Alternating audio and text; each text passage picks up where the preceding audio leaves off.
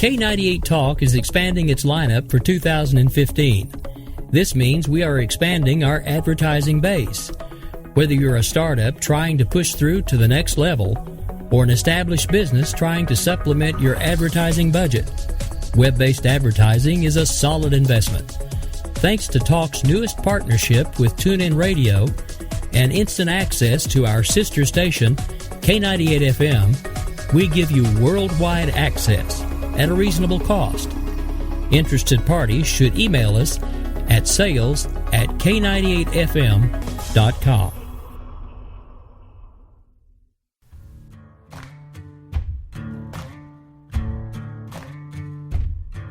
K98Talk.com, a leader in Internet radio. So grab your seatbelts and take the ride of your life on K98Talk.com. Are you conservative in a world of liberal? Yep. Mm-hmm. Well, you're not alone. Hey, I'm Daniel Stafford, host of the Stafford Voice, and I'd like to invite you to tune in each Monday, 10 p.m. Eastern, where I'll break down the events of the week, and together we'll learn about how they affect you. So, sit back and get ready for the good, the bad, and the ugly of talk radio right here on K98 Talk. The views expressed on this program are not necessarily those of the staff of K98 Talk or the Spark Radio Network. 5, 4, 3, 2, 1. The following program contains material of an enlightening nature. Open-mindedness is advised. Today, I want you to open your mind.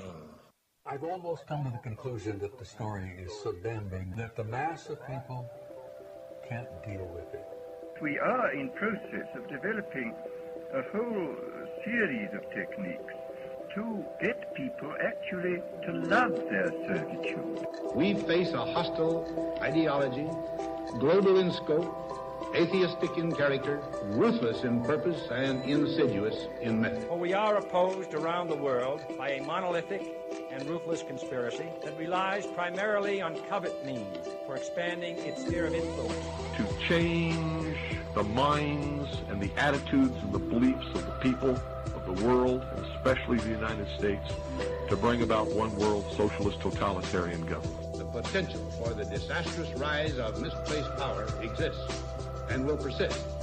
As you connect the dots between different people, organizations, places, religions, history, suddenly the picture starts to form.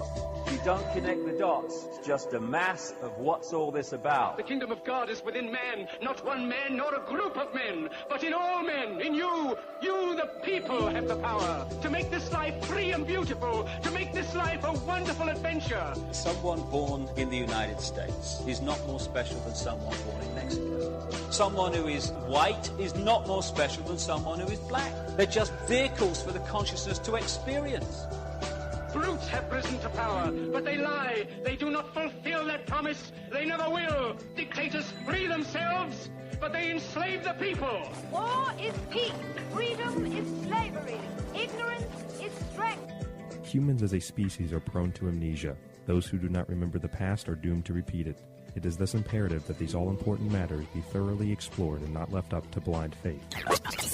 It's about time some of you got acquainted with the real hard truth. What you are now experiencing is the vibration of air particles being transformed into electrical signals by your senses and DNA, then sent to the brain where they are decoded into sounds that we associate with letters and numbers and languages, which at their core are symbols.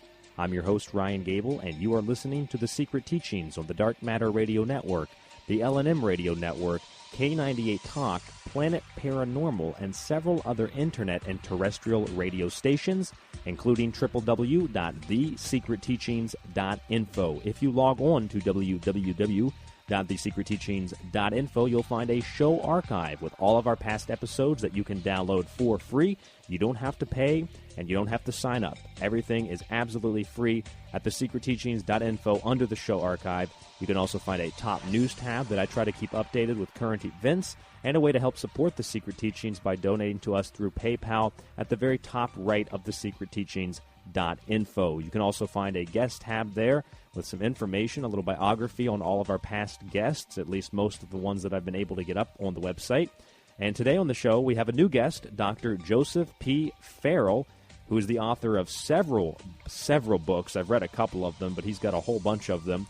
The Giza Death Star, Reich of the Black Sun, the SS Brotherhood of the Bell, the Nazi International, one of the ones I've read, Babylon's Banksters, LBJ and the Conspiracy to Kill Kennedy, The Grid of the Gods, and Saucers, Swastikas, and Psyops. Just a couple of the books that Dr. Farrell has written. Joseph P. Farrell has a doctorate, and he studies basically physics, alternative history, and science, and all around what he calls strange stuff. His book, The Giza Death Star, was published in the spring of 2002 and was his first venture into alternative history and science. I remember I used to go to the bookstore a lot more before I had authors start sending me books. One of the perks of being in radio, I would always see his books on the shelf, but I never really thought much of it other than that looks really, really interesting. So I'd pick it up, I'd read a couple pages, and eventually I bought one, and I read into it pretty extensively, the one about the Bell, the SS Brotherhood of the Bell.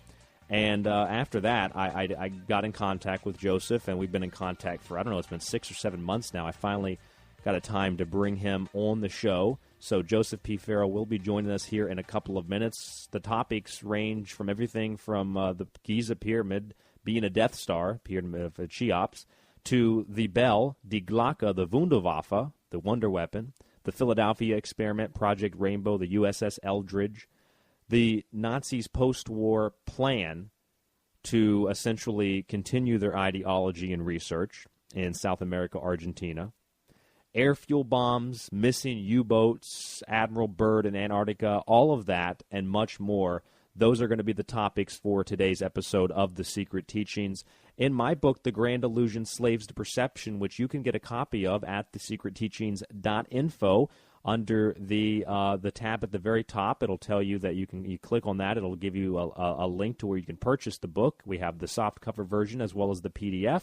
And another way you can get a copy of that is by sending a donation through PayPal and then making a comment that you want the book or sending me an email, and then I'll be able to send you a PDF copy of that book. But in the book, 740 pages, and one of the things that I discussed in the book was basically about this advanced Nazi technology, first of all, and specifically I go into details about a history of World War I, a history of World War II, very extensively towards the end of the book. I think it's like chapter 8 of 13 that I go very extensively into this.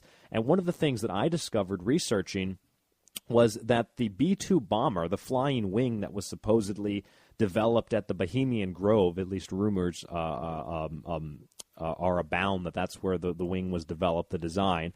It is very, very similar to that of Nazi scientists and their flying wings. And in fact, after Project Paperclip brought many Nazi scientists and technologies back to the United States, along with Operation Seahorse, the technology, I think, spawned into an incredible array of new technologies, and a lot of this myth, ladies and gentlemen, about extraterrestrials and flying saucers and aliens has been perpetuated in order to cover up technology such as what we might call free energy into technologies that are far more advanced than what we typically think of when we think of the military or when we think of science. Technologies that are so far advanced that if they were to be revealed or even discussed, we would think that humans don't have this capability. It must be extraterrestrial. So why not the powers that be? Why couldn't they just take that idea and promote it, therefore to distract us from the truth of the technology that we do have today? If you look at Operation Seahorse, one of the things that I learned about writing The Grand Illusion, Slaves to Perception, The aim of this project was to essentially secure as much Nazi technology as possible and to ship it back to the United States. Now, one of the most interesting, maybe even to some disturbing discoveries of the Seahorse project was the discovery of the HO-229, or the Horten 229 stealth bomber, essentially, that was found near Frankfurt, Germany. The thing supposedly has speeds up to 600 miles an hour and was designed and built in the 1930s and 40s, ladies and gentlemen, which means where we're sitting right now in 2015, let's do a little bit of math, that's over 70 years ago. And Northrop Grumman made a model of this and found that the flying wing is actually basically a stealth craft in the 1930s, ladies and gentlemen. The technology is so far advanced, and we have been so lulled to sleep and bought off by other technologies that we don't understand that just because we don't understand that it's not extraterrestrial. And I know that this gets a lot of the paranormal ufologists, MUFON crowd up in arms. I just had I had a listener from a MUFON group actually email me, and they liked the show. So I'm not bashing anybody in the paranormal realm or the extraterrestrial ufology communities or MUFON. I'm on board with you. I'm just saying, let's take that research. Let's not become the mainstream and deny anything contrary to what we want to believe, and let's look at the facts, the history, and the truth. That's all that I'm saying. There is an official remnant of this Horten 229 that's left over. It's actually stored in a facility in Washington, D.C.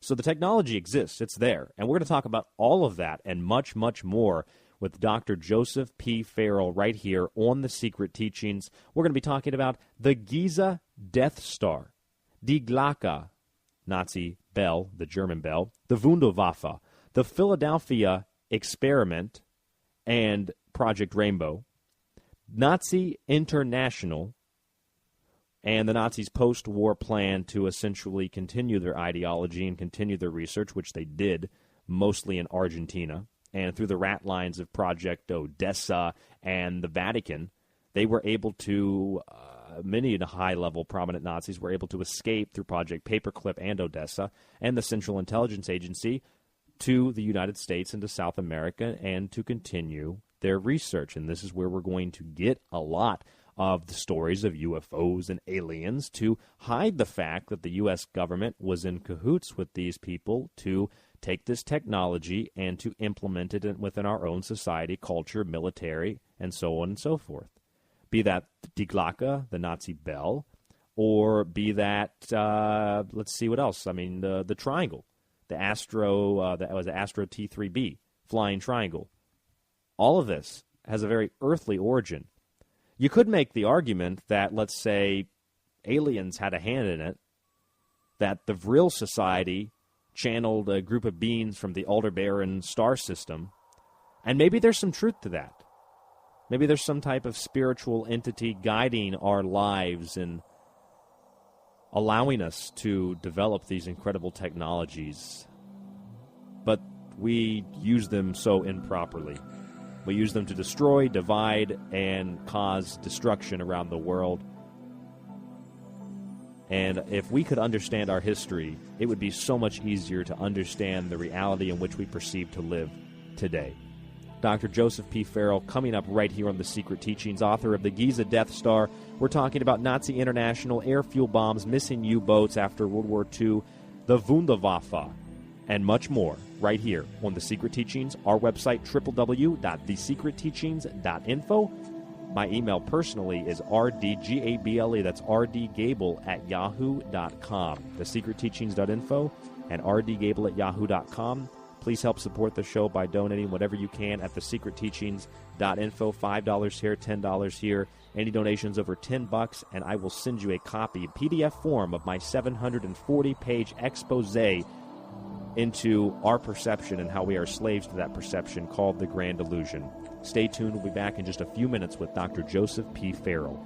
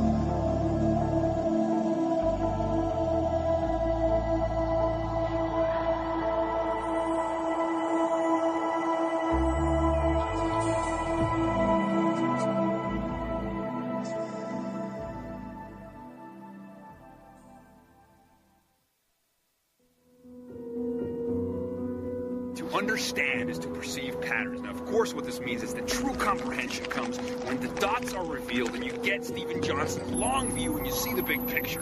This is the idea about patterns, recurring patterns across different scales of reality. You know, Paul Stamets talks about the mycelial archetype and how the information sharing systems that comprise the internet look exactly like computer models of dark matter in the universe, look exactly like the neurons in the brain. They all share the same intertwinkle filamental structure. It's the rise of networkism as big data advocates talk about how man-made systems are looking exactly like natural systems. The more we can measure, the more we can visualize, the more it expands our consciousness by seeing these recurring patterns across scales of reality. It blows my mind, and I think that technology increasingly is becoming an expander of human consciousness. It extends our thought, reach, and vision, and revealing so much more. It's like, whereas once I was blind, now I can see. Jeffrey West from the Santa Fe Institute is telling us that cities are really like organisms. You know, alleys are like capillaries. How is it possible that a man-made artificial technological system is behaving like a natural system? The more efficient it becomes, the more it's starting to look like nature. Really interesting, weird stuff. You know, but it makes me optimistic. It's like when Stephen Johnson says, look, if we can understand all this stuff, we can, I mean, anything becomes possible, right? It's the adjacent possible standing as a sort of shadow future, a map of all the ways the present can reinvent itself. It's beautiful stuff. Did you know that Hitler modeled the SS after the Knights Templar and other Crusader orders such as the Society for Jesus or the Jesuits and the Masons? Did you know that the Third Reich never officially surrendered at the end of World War II, and that through Operation Paperclip and programs such as Odessa, the Organisation der Ehemaligen SS-Angehörigen, or Organization of Former SS Members, thousands of high-ranking officials of the Third Reich, including Hitler himself, escaped to South America and even parts of the United States to continue their work in everything from rocket science to pharmaceuticals to mind control. These have been Alternative Facts, brought to you by The Secret Teachings.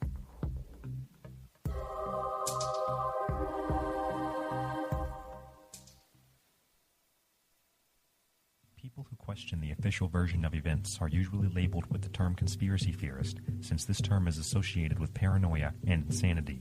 The person's questions are immediately dismissed as the rantings of someone who has gone mad, and using the ad hominem argument by immediately attacking the person rather than addressing their question, no matter how seemingly insane it may at first sound, a preconceived, often repeated storyline is allowed to exist and masquerade as absolute truth. If you train the masses to laugh at what they don't understand and to dismiss it as nonsense, then you have essentially eliminated free thought and critical thinking with little to no physical force. By setting the standards for what is possible or not, by what is apparently right or wrong, you are able to engineer an entire group of people and thus influence their choices and lifestyles to fit the corporate, political, socio-economic agenda of the real men behind the curtain. This has been an Alternative Fact brought to you by The Secret Teachings.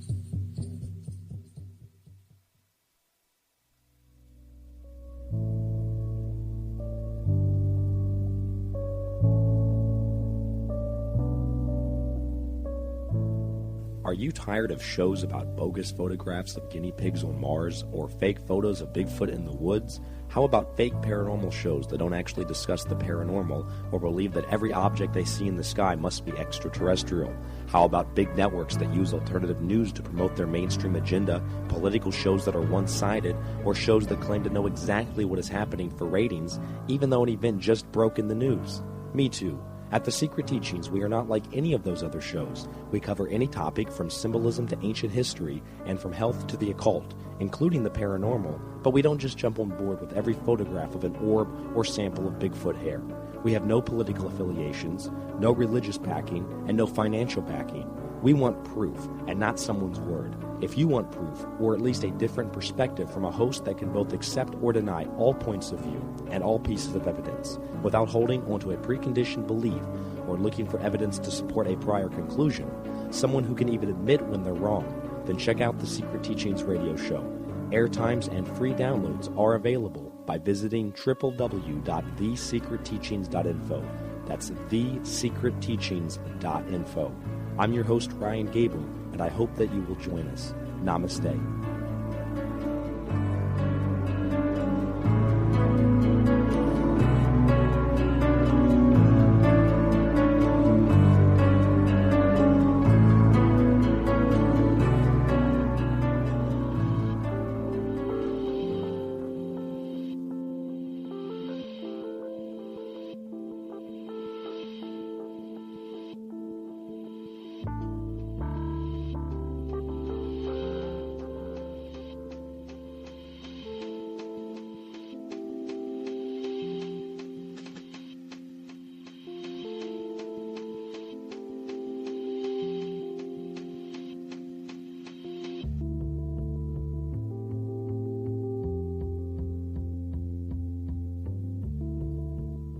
Welcome back to The Secret Teachings. I'm your host, Ryan Gable. The website, www.thesecretteachings.info. That's www.thesecretteachings.info. On the website, you can find a full list of all of our past episodes you can download and or stream for free. There's no need to sign up. It's all available for free at thesecretteachings.info, as well as a top news tab for all current events and a link to our guest's webpage. Our guest today, Joseph P. Farrell, his website, GizaDeathStar.com. That's GizaDeathStar.com. Any other websites that he has, I'll let him tell you all about that and ways that you can find his work. A lot of it, though, is linked up at thesecretteachings.info. I have a short bio about Dr. Farrell, and then we'll bring him on to the program. Joseph P. Farrell has a doctorate in paratristics from the University of Oxford and pursues research in physics, alternative history, and science, and quote-unquote strange stuff. His book, The Giza Death Star, was published in the spring of 2002 and was his first venture into alternative history and science. Following a paradigm of researching the relationship between alternative history and science, Farrell has followed with a stunning series of books, each conceived to stand alone, but each also conceived in a prearranged sequence. Dr. Farrell, welcome to The Secret Teachings. How are you doing today? Pretty good, Ryan. Thank you for having me on. Absolutely. Your work is just fascinating to me. I've always seen your books, such as Reich of the Black Sun, the SS Brotherhood of the Bell, always seen them at Barnes & Noble. Really wanted to know who that guy was, so I got one about the bell, and I read it, and I was intrigued, so I contacted you. We've been in contact for months now. Finally got you on the show. I'm excited to have you. Maybe you can tell us a little bit about how you got started in all of this. Was this always an interest of yours, these topics? Oh, yeah, absolutely. Going back to when I was a boy, my father was an engineer, and they played cards every Friday night, alternating back and forth between our house and their house with the local television engineer of KELO in Sioux Falls, South Dakota. And this man was an electronics engineer. He had worked with the British during World War II on radar and things like that. So conversation around the table was always about something about engineering and what got me started. My father and he, I remember one conversation they were having as they were playing cards, and I was sitting there watching them. They were talking about the Great Pyramid, and viewing it from the engineer's point of view, which was an interesting conversation. So I've always been kind of interested in all these topics, and I did a presentation actually at the behest of another professor of some of my ideas about the pyramid for a class that we were both teaching at the University of Oklahoma, and the students loved it. And then she said, well, they love that, you really ought to write this up in a book. So I did. And much to my surprise, the book took off, and I followed it up with a couple of other books that I had intended to write if the book did well, and I just kind of fell into this by accident, to be quite honest with you. And that's the Giza Death Star, published in 2001? Yep. Right, Giza Death Star, and then there was Giza Death Star Deployed, and then I followed that up with Reich of the Black Sun, about the World War II Nazi atomic bomb research, which I think was a very different story from the one that we've been told. And then from there, it just kind of took off. Well, tell me a little bit about the Giza Death Star. People hear that, they think Star Wars, they might think ancient aliens. What is it about? Well, you're right. The title says it all. It's basically about my hypothesis that the structure there, the Great Pyramid, taking off with the research of Chris Dunn, was some sort of machine. But I also looked at Zecharia Sitchin, his book, The Wars of Gods and Men, where he clearly implies, it's a strange thing, he clearly implies by the text that he examines in that context that it was some sort of weapon, but he never pursues that idea. And so I thought, well, let's look at these texts ourselves and look at some of the things present in the structure and see if that hypothesis makes sense. Was it a weapon? And that's essentially the hypothesis that I advanced in those three pyramid books. So it was a weapon. What kind of weapon? Was it used to fight off other aliens, or was it used for some other purpose? No, I think it was in all seriousness, although it sounds like a wild, woolly, and crazy idea, I think it was a weapon of tremendous power, possibly even something that was much more destructive in its potential than our largest hydrogen bombs. But pardon me, it was a weapon that pardon me, that in my opinion may have been based on the ability to manipulate the fabric of space-time. And anytime you say that, anytime you have this idea that you can bring that capability down to the laboratory bench, so to speak, and manipulate that capability, then the potential, if you weaponize that capability, is quite literally almost the sky's the limit. It's a capability that would make our large hydrogen bombs look like a firecracker. So it's a radical hypothesis, to be sure. And when those books came out, particularly the first two, I was overwhelmed because I had these angry emails from other people in the alternative research community, in one or two cases, some reasonably well-known names, and they were just jumping all over me. Well, how dare you upset the Jonquils and Daisies' view of ancient high civilization? So that the negative press actually helped me. So. Any press is good press. Yeah, any press is good press. That's right. Oscar Wilde said that, and he was right. So what about other pyramids, or other pyramids you think that were built, whether in Egypt or the ziggurats in Sumer or the ones in Central and South America? Are they used for the same reason, or do they have another purpose?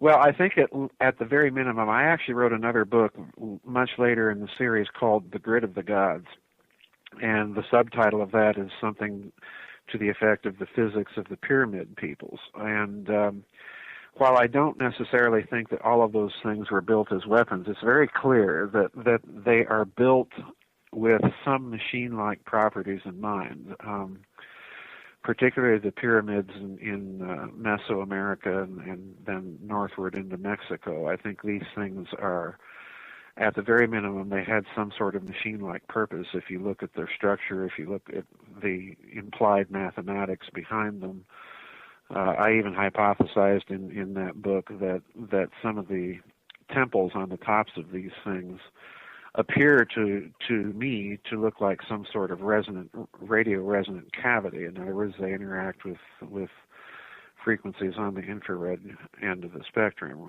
infrared on into radio and microwave and so on. So yeah, I think there's some machine-like purpose. As to what the total picture is, what it adds up to, I don't know, other than to say beyond the statement that you're dealing with clearly a culture or civilization that knew a lot more than we think they did. Right, maybe even more than we do now today, you think? Well, that's the conclusion I clearly came to in the case of the Great Pyramid. I kept bumping into a very strange phenomenon.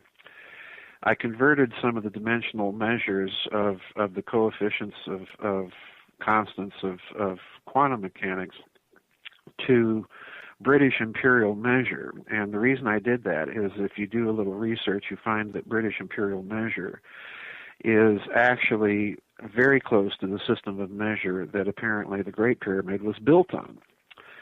And once you do that and then start playing around with dimensional measures in that structure, you get harmonics, in other words, multiples of those coefficients over and over again. So in other words, it's not simply, to my non-statistician's eye, you get so many of them that this doesn't appear to be entirely accidental. Now, what I've just told you, if that's true, and please underline that word if that's true, if what I found there is actually there, then that means that somebody way back when who built that thing knew all about quantum mechanics before Max Planck, before it was a smile on his face. So, the anomalies of the structure, any way one slices it, even if that isn't true, the anomalies in the structure are such that You do find dimensional analogs of the Gaussian magnetic constant. You find analogs that will give you the speed of light. You have analogs that will give you precise measures of the distance to the sun, even the neutral point of gravity between the Earth and the Moon. So you ask yourself, well, what in the name of sense are all these things doing in that structure? Why are they there? The bottom line is that means that whoever built it knew about those things and therefore had to have a fairly sophisticated science, a fairly sophisticated metrology, and they embodied all of that in the structure. Now, do you contribute that, and there's a lot of different factors that could go into this question, but do you contribute that to the idea of ancient aliens or perhaps a golden age culture that was just very advanced? Yeah, a golden age culture that was very advanced. I actually followed those books up later in the series. Once I got started with this, and I have to tell people that, like I say, I had originally intended, if the initial book took off, I had about 5 other books in mind that I wanted to write, kind of planned out, mapped out, if that book took off. Well, it did, so I wrote the other 5 books. One of them was a book called The Cosmic War, and the subtitle of that is Interplanetary Warfare, Modern Ancient Texts and Modern Physics, or something like that. So it kind of gives you the idea, and basically the thesis of that book is that whatever existed way back when in the midst of prehistory may have actually been some sort of interplanetary civilization right here in our own solar system.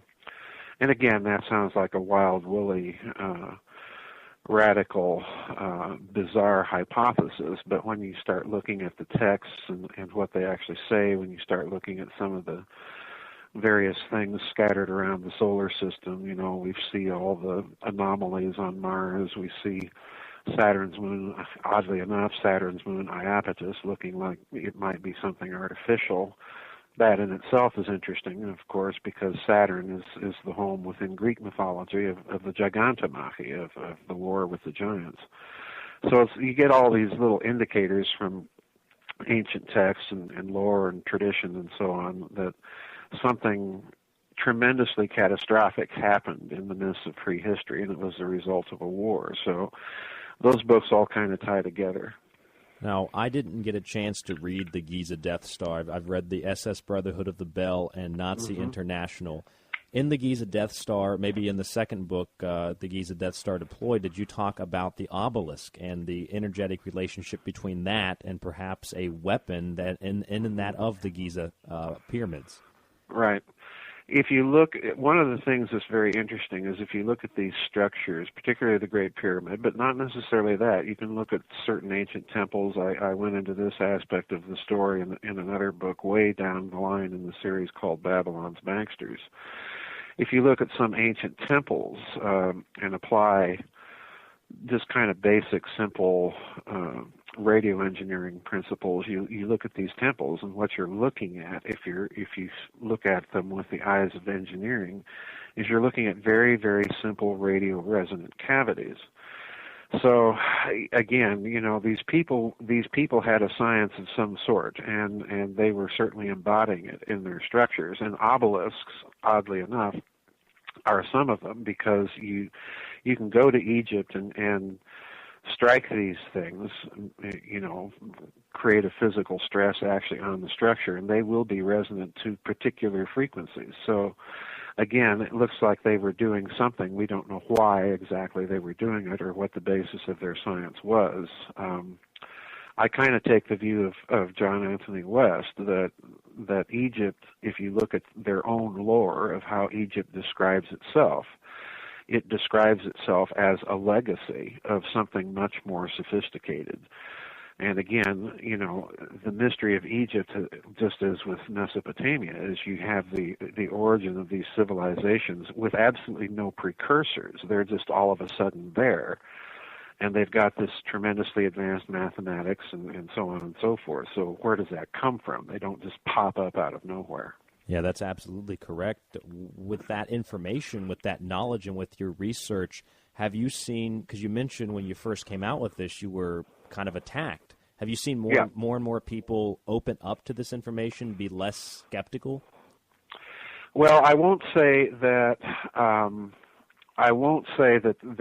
They're more open to it, other than the attacks stopped. And the interesting thing, I don't know exactly why, but one of the interesting things was one of these people that had originally attacked me said that, well, you're describing the work of the Ukrainian physicist Volodymyr Krasnoholovets.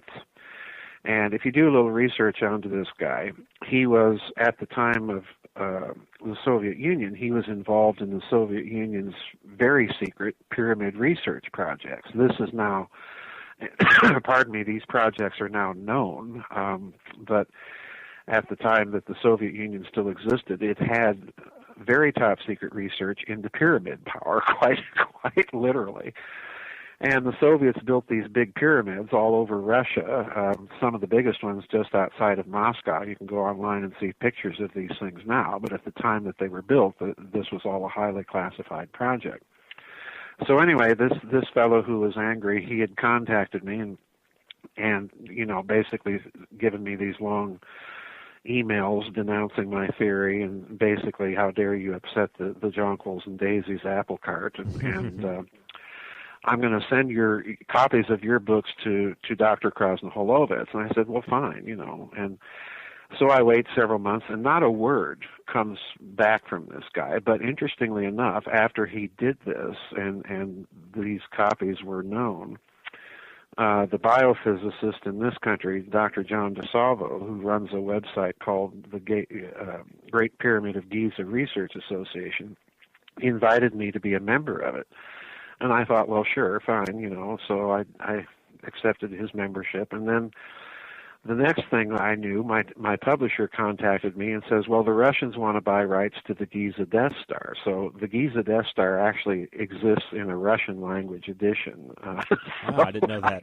I don't know what that means, but, but apparently I've always, in my mind, connected it to the fact that those pyramid books were sent to Krasnoholovets, and then the next thing I know, the Russians are buying rights to the book and publishing the book. So well, it has to make you feel good in some way that it's getting international attention. Yeah, exactly. Well, exactly. Now, what about some of your other works here? The ones that obviously that I've read, Reich of the Black Sun and the Esed Brotherhood of the Bell. I've always had a fascination with history of Europe, World War I, World War II, and the rise of the Nazis in Europe. But specifically, Joseph, the alternative history, if you will, the one that we're not really told about. Let's get into a little bit of details about that. Maybe we can describe Reich of the Black Sun and then talk a little bit about the Bell Project. Okay. Well, the Nazi series of books are a major component of all of my books. I have 22 books out, and I kind of alternate back and forth between ancient topics like pyramids and ancient civilizations and the Nazis, and there is a reason for that. Part of the reason is that the Nazi Party was midwifed into existence in the interwar period by its connections to a number of German secret societies. The most familiar to people would be a society that was known as the Thule Gesellschaft. It's usually mispronounced Thule Society, right? Thule. It's not Thule. In German, it's Thule. But the Thule Gesellschaft, or the Thule Society, was basically one of these interwar occult-based secret societies. Their logo was even the swastika. So you have this connection, and part of the teaching of that particular society was that the Aryan race, that mythology, the Aryan race was a legacy race of a very ancient, very high civilization. So, in other words, you have that meme in the background working within the Nazi Party, and more particularly within the SS, particularly Himmler. The Reichsfuhrer SS was tremendously obsessed with the occult. And he even used the Zeigel, the rune, as part of their logo, correct? Yes, he used the runes and everything else. That had its own occult basis, because there were people connected to the peripheries of the Thule-Gesellschaft, like Lanz von Liebenfels and Guido von List and people like that did studies of runes and so on and so forth. So all of these things had definite occult esoteric background in the symbolism that the Nazis ultimately adopted. But the other thing that got me interested in that whole Nazi angle is ever since I was a boy, I've just been profoundly mystified by how they could suffer from such a mathematical and scientific dyslexia during the entire period of the war as not to be able to come up with an atomic bomb. This is one of the great mysteries, and the usual explanation of what I call the post-war Allied legends is that, well, the Nazis, they persecuted Jewish physics and Einstein left and so on and so forth. But what most people don't realize is that nuclear physics has very, very little to do with relativity, number one. And number two, even if they did lose a great number of scientists that fled Europe because of the Nazi regime, they still retained a number of very first-class top drawer scientists, and Heisenberg, Paul Hartek, Otto Hahn, Walter Gerlach. These were big names in international physics circles prior to the war, and they remained in Nazi Germany during the war. So to me, there's a mystery here, and I just wasn't satisfied with explanations. And the real key for me with this, Ryan, was the fact that after German reunification, circa 1992-93, the tail end of the Bush administration, the early years of Clinton, after German reunification, a funny thing happened. that was the United States began to declassify a lot of stuff that had existed in the archives about Nazi wartime secret research, and a lot of it had to do with their atomic bomb program. And I started running into these documents. I reproduced a couple of them in Reich of the Black Sun that indicate very definitely that the German atomic bomb program was not the colossal failure that we were taught. If anything, it may have been actually successful prior to the war's end. And so that set me off. Well, if that's the case, what else? What else were the Nazis up to? Right. We know about the V2s. We know about the V1s. Most people don't know about the television-guided missiles. Early forms of smart bombs, if you will. Most people don't know about their surface-to-air missiles, their acoustic homing torpedoes, and all of this very, very stuff. Sophisticated stuff. Well, essentially what you're looking at Mark I versions of the types of weaponry that we now take for granted. Yep.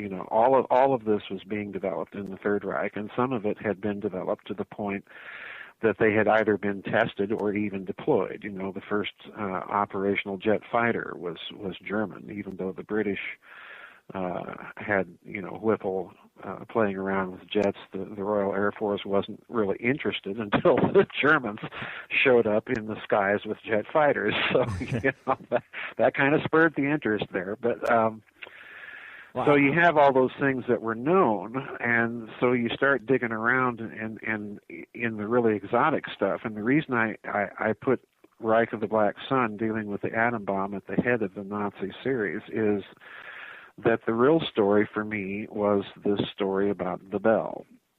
And in fact, that story has it's such a big story, in my opinion, that I've taken several books to describe the story and the implications of the story, if it's true.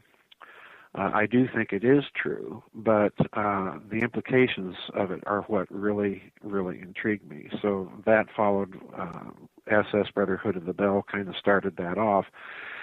And the reason I headed it up, this whole Nazi series with the atom bomb project, is that if you look at the context, the Bell story, the Germans actually classified this device in one of their documents. They referred to this device with the classification of Kriegsentscheidend, which in German means war decisive.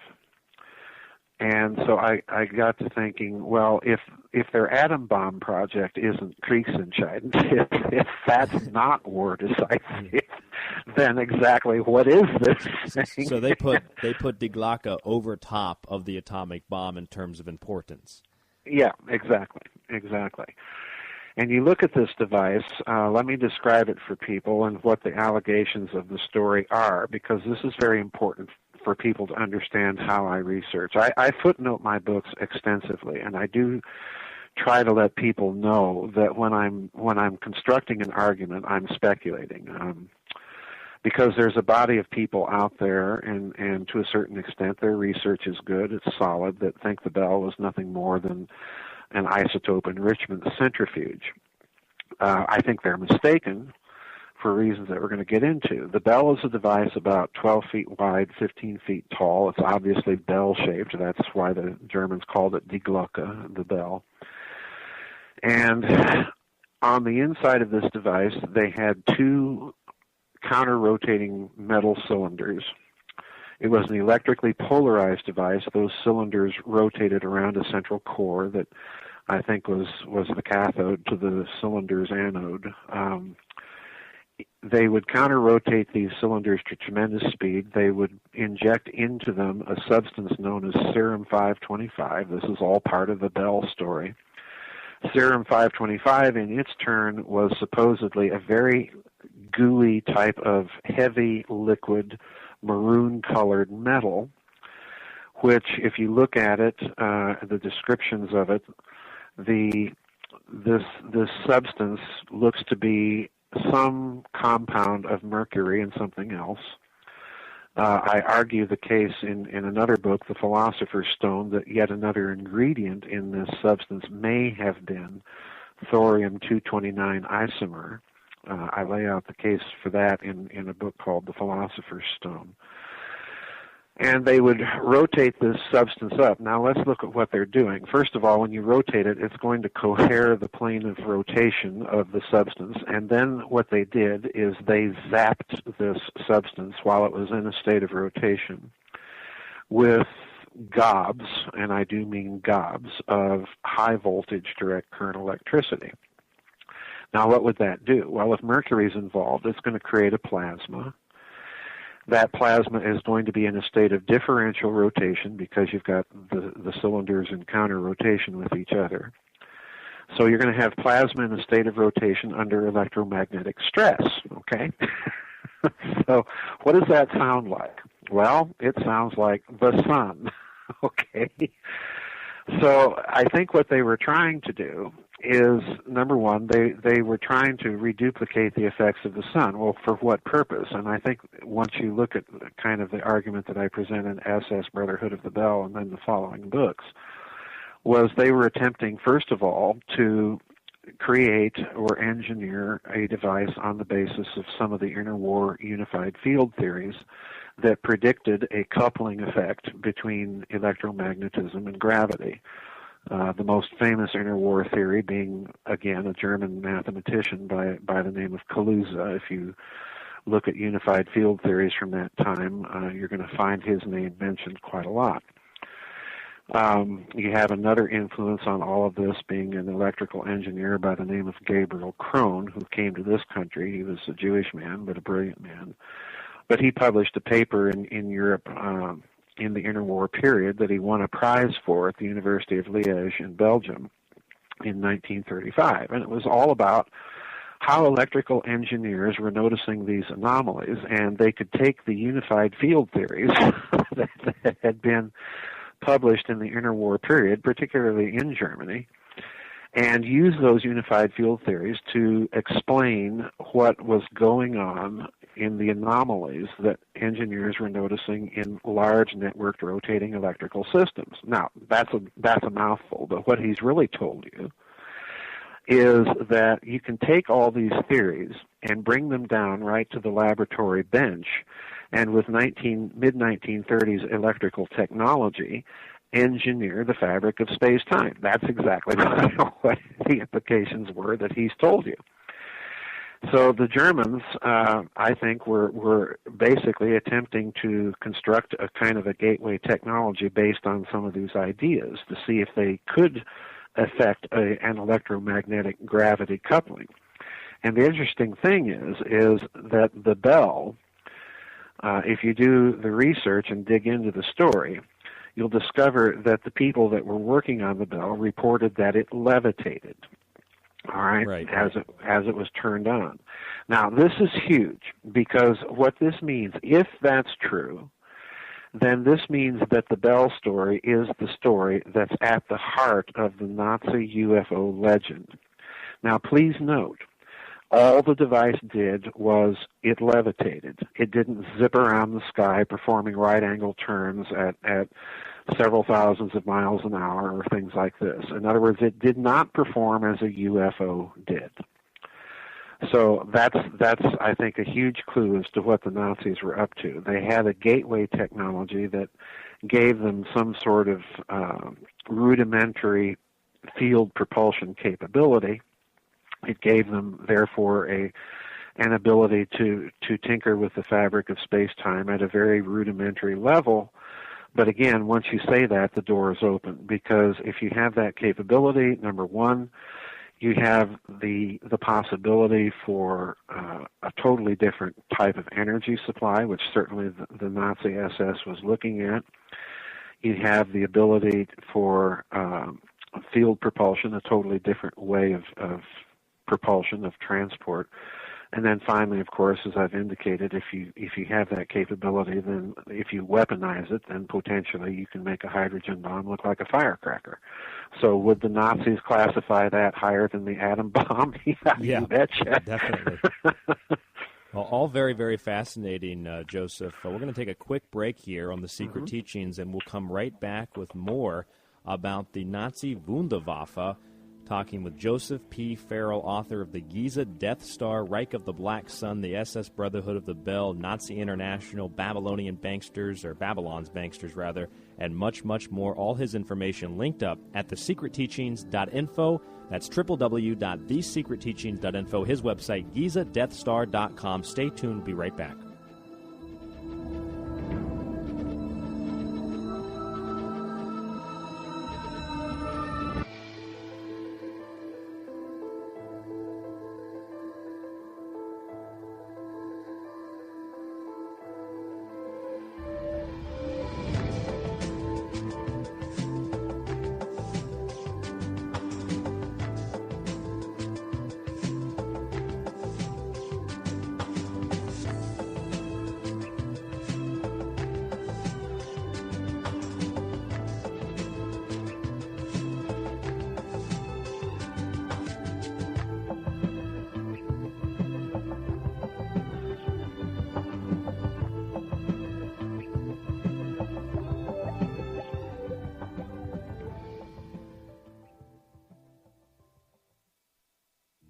Did you know that the Nazis experimented with a hyperdimensional torsion-based technology called Die Glocke, or the Bell? The Bell was developed at a secret base in the Czech Republic and was more classified than even the Nazis' A-bomb project. Nazi scientists experimented with the torsion-based technology as a way to tap into zero-point energy, which is believed to be the energy of the physical medium of space-time itself. The Bell was also studied as a way to manipulate gravity to be used as an advanced prototypical field propulsion technology. It used the concept of rotating magnetic fields by means of the counter-rotation of plasma within the device itself.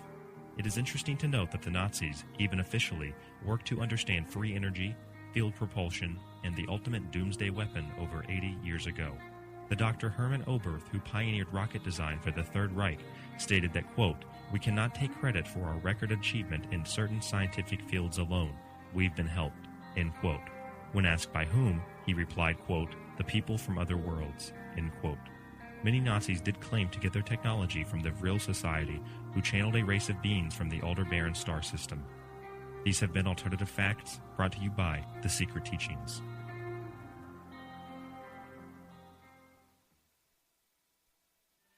Did you know that Werner von Braun, the Nazi father of the U.S. space program, told his confidant Dr. Carol Rosen that when the U.S. starts putting weapons in space, it will be based on a lie?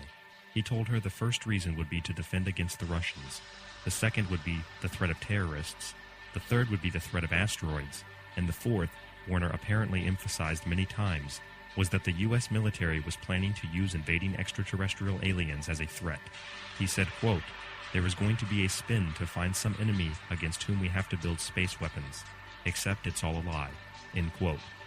This has been an Alternative Fact brought to you by The Secret Teachings.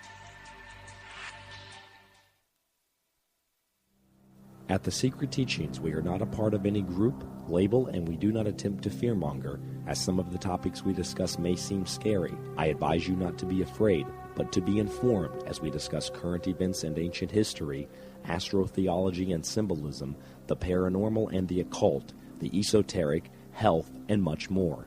I am not here to tell you that what I say is truth, but to allow you to decide for yourself based on the evidence presented and the dots connected. Information is not negative.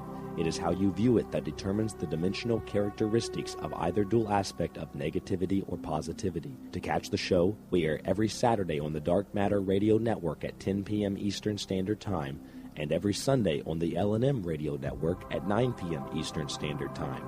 You can also listen and download past episodes for free at thesecretteachings.info. Try as you might, but no amount of disinformation, propaganda, rhetoric, or trolling will change the truth. The truth is the truth, regardless if the masses accept it as is, or if it is accepted by only 1 out of billions. It is no measure of health to be well adjusted to a profoundly sick society. For more information, you can visit thesecretteachings.info. Namaste.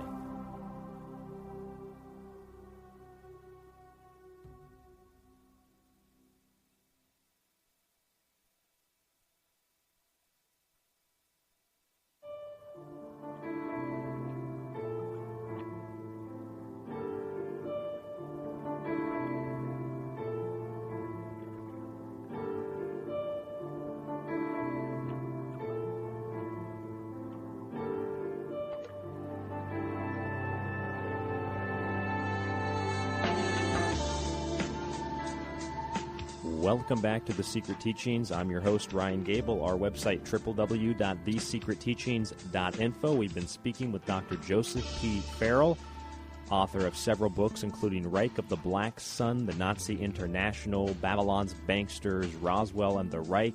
His website, GizaDeathStar.com. That's GizaDeathStar.com.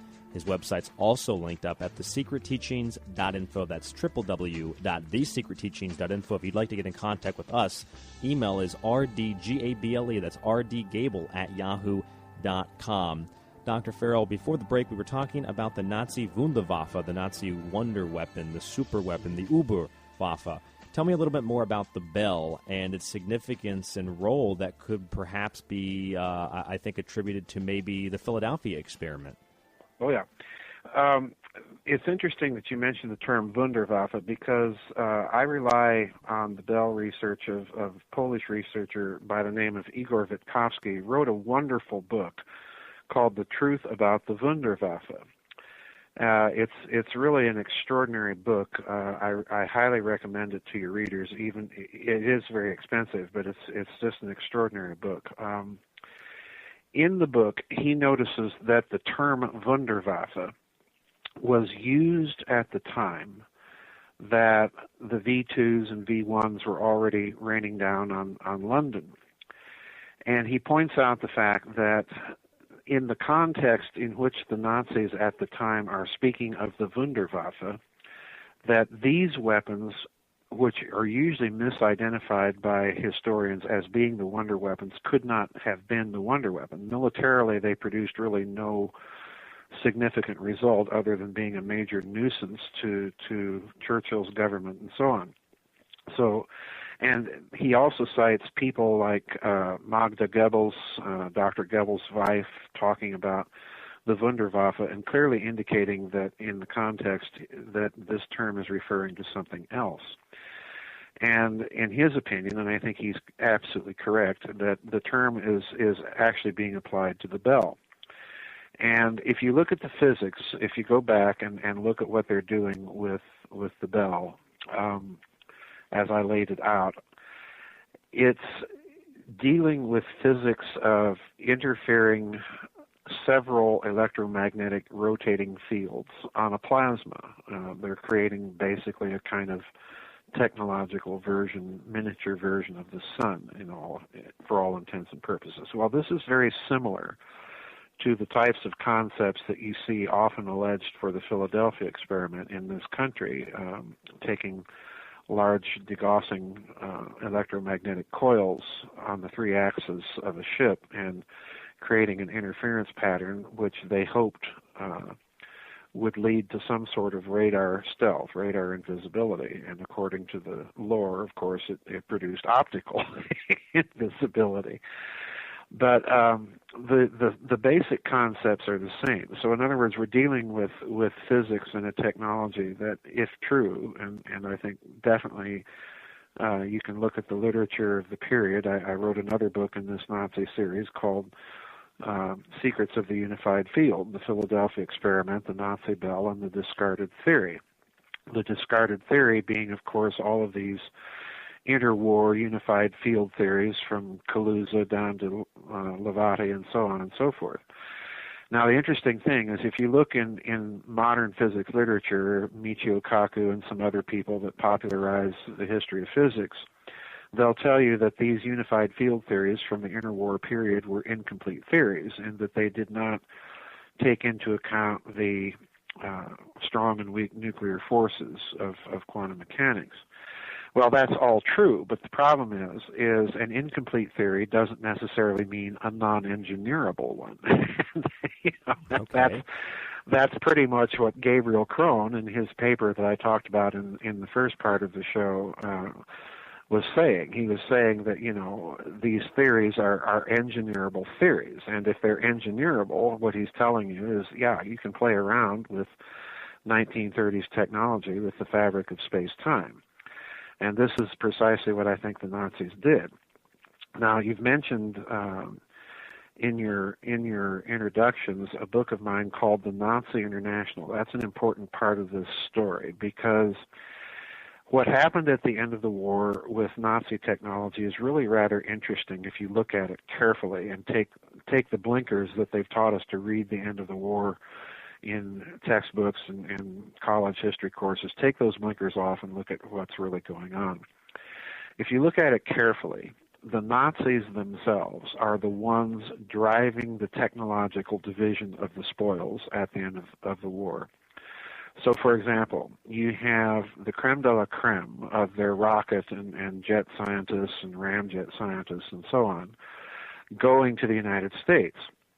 The Soviets, on the other hand, are getting the middle echelon project managers and technicians in the hundreds that are able to reconstruct the documents trail for the Soviets and kind of jumpstart their own post-war rocket program under Sergei Korolev and people like that. So you get basically the Nazis driving the division of the spoils very carefully, so that at the end of the war, a technological stalemate, an arms race, is going to be induced by this technology transfer to the United States and the Soviet Union.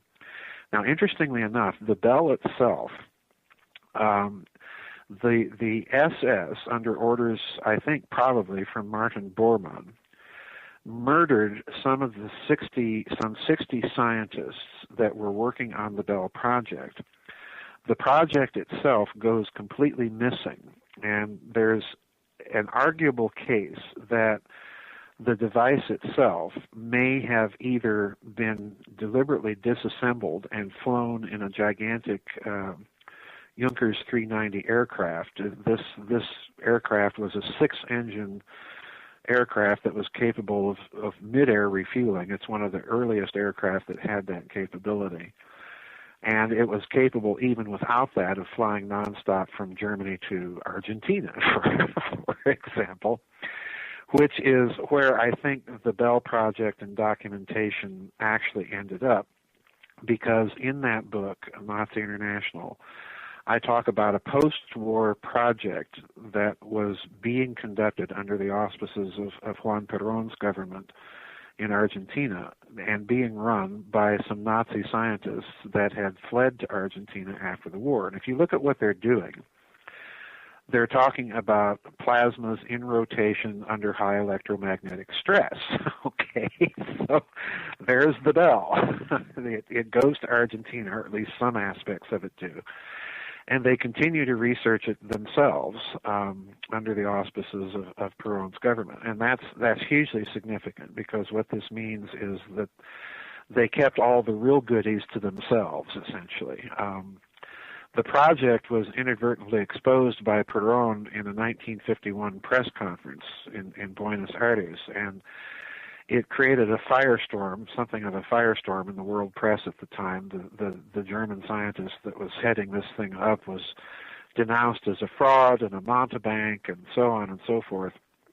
But after the project was shut down by Perón, we don't know exactly where it goes, but it's interesting, and I talk about this in that book, that after 1954, after our first hydrogen bomb tests, the Mike test and the Castle Bravo test in particular, these two hydrogen bombs were predicted to have a certain yield, and they actually ran away, particularly Castle Bravo, with a much bigger yield. So what did the U.S. Air Force do? Well, while it's publicly denouncing this German scientist as a fraud and mountebank, it's secretly sending people down to Buenos Aires to interview this German scientist and find out just what the heck he was up to.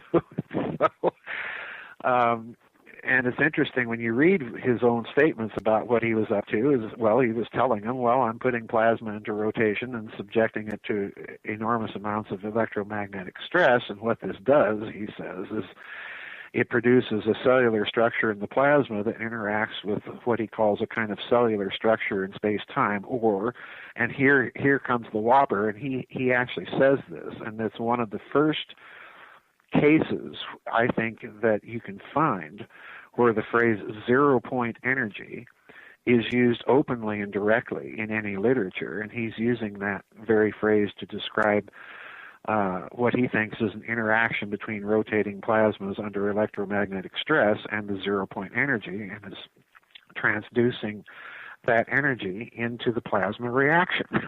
So, there's your explanation, guys, for why your hydrogen bombs have a lot more bang than you've calculated. So, in other words, the Bell Project has huge, extraordinary implications in my reconstruction of events. And again, I want to stress for people the reason why I've written so many books pursuing different details of the project is it would be just impossible to summarize the project and its implications in just one book. So it has implications that literally spill out everywhere you turn. Now, the interesting thing about this guy's project, his name was Dr. Ronald Richter.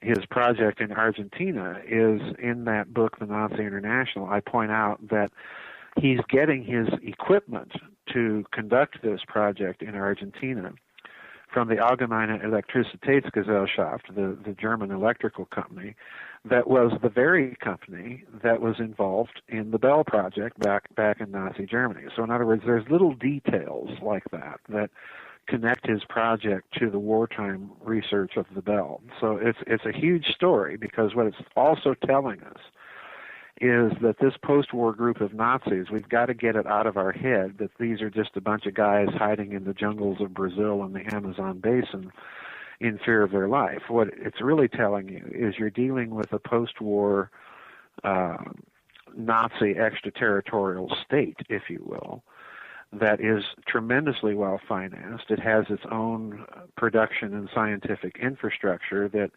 it's able to conduct and carry on some of this wartime research. So that's quite a different story. And again, it sounds radical and just harebrained to say something like that, but I urge people to look at the actual evidence for that rather than leap to any conclusions. Right. Well, I think that's the problem, is that people leap to those conclusions without really thinking about it, because we've been predisposed, preconditioned, and brainwashed to believe that this is how history is, when in fact it's not. It is the proverbial history is written by the victor kind of a case. Right. Now, one of your other books is Roswell and the Reich. I'm guessing that Roswell has a little bit to do with the Bell, too, maybe? Oh, yes. I call Roswell and the Reich the book that ufology loves to ignore, because the silence about that book from the ufology community has been almost deafening. The book essentially explores the whole Roswell mythology, as I like to call it, and I point out in that book that you're really dealing in that story with two very, very different data sets. On the one hand, you have the data set of the technology, the memory metal, the strange lightweight foil that you could crumple up and it would unfold back into a non-creased state, and so on and so forth. And then you have the story about the bodies. And I dissect the Roswell mythology very, very carefully. But basically my hypothesis, to boil it down to a nutshell, is what if it was not something extraterrestrial that crashed in the New Mexico desert in July of 1947? What if it was, in fact, something that looked like it may have been based on Nazi technology? Now, it's interesting when you phrase it that way, because if you look at the documents and stories associated with the Roswell story, particularly the Shulgin Air Force Intelligence Collection Memorandum that a bunch of Roswell researchers always refer to, if you look at that memorandum carefully and read the whole thing, it's a genuine document. It is a genuine U.S. Air Force Intelligence Collection Memorandum that was drawn up by Brigadier General Shulgin. And if you look at it, it's clearly a document, and I think the Roswell researchers are correct. It's clearly a document drawn up in the wake of Roswell to go out and find out just what the heck are we dealing with here. But the interesting thing that the ufologists don't like to talk about is when you read that memorandum, it's not talking about extraterrestrials, and it's not talking about a field propulsion flying saucer. It's talking about vapor trails, the roar of jet engines. If you read it carefully, it's talking about vectored exhausts. And most significantly, in that memo, it points a finger very clearly and very explicitly. It's not something that's implied, but it's very explicit, that this looks like it's based on some sort of technology that we saw the Germans playing around with during World War II. And so we'd better find out where the Horton brothers are. Okay. So, and they've been, this memo mentions these characters by name. Well, who are the Horton brothers? Well, the Hortons are the two German aerodynamic engineers that were coming up with those flying wings, prior to the war and flying these things around. And it's interesting, when you look at their flying wing designs, Northrop Grumman actually built a full-scale mock-up of the Horton 229 Gotha flying wing. Yeah. At a cost of $250,000 using, original paints, original materials and everything. And why'd they do this? Why did Northrop Grumman go to all of that expense? I've seen those pictures before. It's crazy. It's crazy. Well, what's really crazy is, you're looking at this thing that these German engineers came up with, this flying wing, in the late 1930s. I know, decades ago. Yeah, decades ago. And this thing looks very modern. It's like the B-2 bomber. It looks like the B-2 bomber, a smaller version of it. Well, Northrop Grumman did this because they wanted to test the radar cross-section of this thing. And they found out that it had about a 25% reduction of an ordinary airplane radar signature. In other words, it was partially stealthy. So anyway, the Shulgin memorandum, in the wake of Roswell is asking, well, where are the Horton brothers? We need to find out where the Horton brothers are. Well, I can tell you where they were. And I tell you in the Nazi International. They were down in Argentina building triangular-shaped jet aircraft for Juan Perón. So again, we have another little indicator that there's some real sophisticated post-war Nazi research going on in the world, and we're not in charge of it. So let's assume if something Nazi, just play speculation here. If something Nazi crashes in the New Mexico desert in July of 1947, fully 2 years after World War II has supposedly ended, then is this going to send the U.S. military into a tailspin of panic? Yeah, probably would. Well, I'm guessing they're going to use the image of aliens in order to promote that, to distract away from what really happened. Right, exactly. That's exactly what I think happened. I call it the Roswell dialectic because if you look at the story, it is true that within hours, the U.S. Air Force is sending out stories. Oh, we recovered a flying saucer, and then hours later, oh, it's just a weather balloon, and our intelligence agent at the only functioning atomic bomb wing in the entire United States Air Force misidentified a weather balloon with a flying saucer. So my question is, well, why would you have an intelligence officer like that in charge of your base intelligence? This is doing Major Marcel a tremendous disservice, And the answer is, of course, you wouldn't have someone that stupid in charge of your base intelligence. So there's another story altogether going on. I think if you look at the technology that the stories about the technology surrounding Roswell, and then the Air Force memoranda that begin to be circulated after the event. I think it's a very, very different story than standard ufology likes to put out there, and like I say, that's the reason I call Roswell and the Reich the book that ufology loves to ignore. It's actually my longest book. It's about 500 pages long because I go through the whole story with a fine-toothed comb. Well, that's what you have to do to get to the truth. That you get these people who believe the mainstream narrative without a question of a doubt, and they ridicule anybody who tries to dig a little bit deeper. And then you get the people on the other side of the spectrum, Joseph, what you call ufologists per se, and they so badly want to believe UFOs, aliens, and the connection between them that they will look for any evidence to back up what they believe. So when you come at it from this point of view, and this is actually what got me, I think, really into your work and your research, because I've always believed the same thing, that Roswell was a type of distraction, and all of those, the crazy things like say they misidentified it, and it was a weather balloon, then it's a flying saucer, and going back and forth. It just causes confusion, and eventually people give up and they stop asking questions. Right, exactly. One of the big things for me, I think, and probably a lot of the listeners, and people have even asked me a similar question like this before, if the Nazis were so far advanced, looking at technology far beyond the atom bomb, if they didn't even classify that as super uber top secret, then why did they not win the war? Well, that's I get asked that question all the time. First of all, the Bell story. Let's go back to that. I discount all those stories. I wrote a book called Saucers, Swastikas, and Psyops. And in that book, I take the whole Nazi UFO field propulsion flying saucer myth and legend and expose it for what I think it really is. Number one, I think it's a cover story put out after the war by certain circles within the CIA and within this post-war Nazi group. Number one, to deflect attention from the Bell. And let me again emphasize what I said about the Bell previously.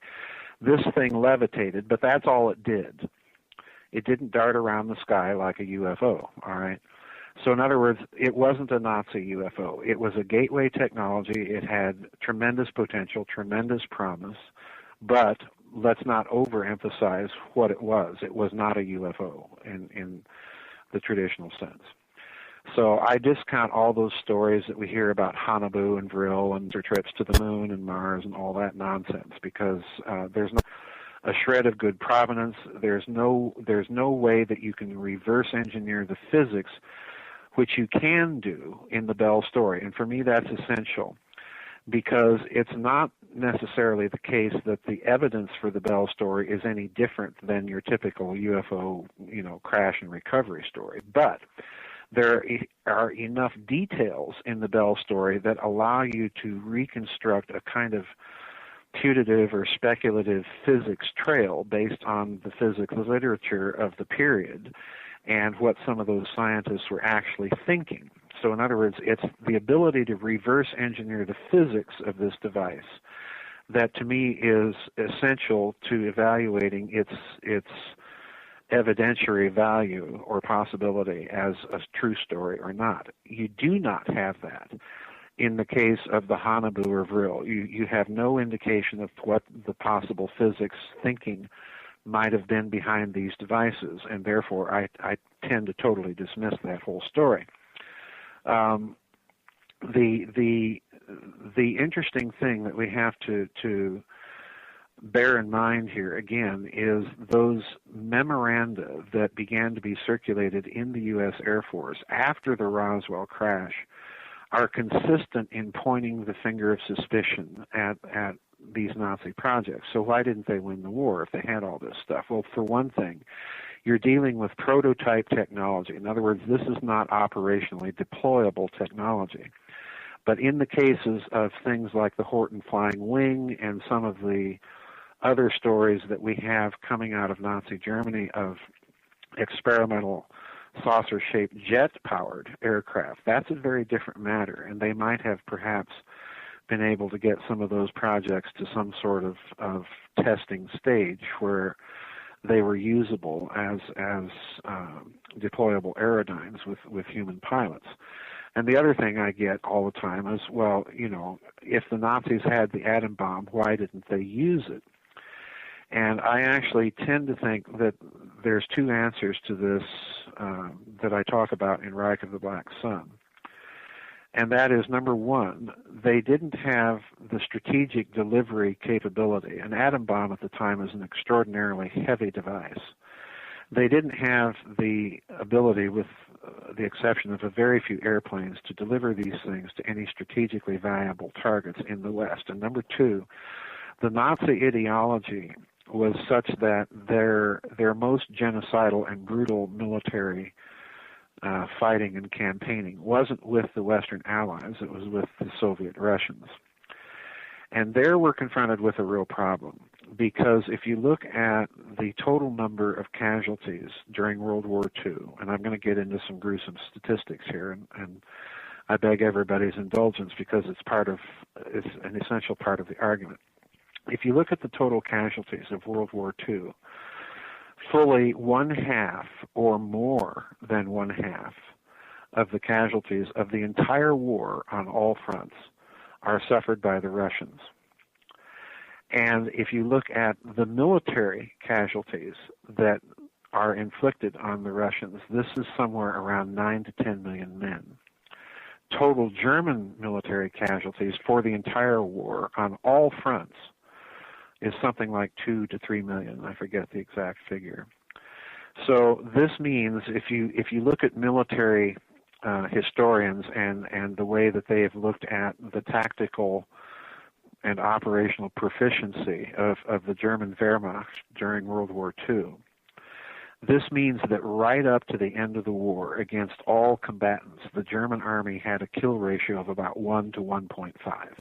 In other words, one German soldier is worth about 1.5 Allied or Russian soldiers. So this is a tactical and operational competence that, particularly when you figure in what's going on the Eastern Front, the scale of slaughter that's being inflicted on the Russians there is just totally beyond any normal operational tactical capability. This means that there may have been other types of weaponry that we've never heard about in use on the Eastern Front. And when you turn to those possibilities, you do find some very interesting things. There are persistent rumors. I cite a case of a Japanese cable from the military attaché in Stockholm to Tokyo that talks about the Germans using the Gensei Bakudan on the Eastern Front. And this is a cable that was sent in 1943. Well, what's the Gensei Bakudan? Well, it's Japanese for atomic bomb. Okay. So in other words, the Japanese military in attaché in Stockholm is telling Tokyo that, yeah, the Germans are using some sort of atomic bomb on the Eastern Front.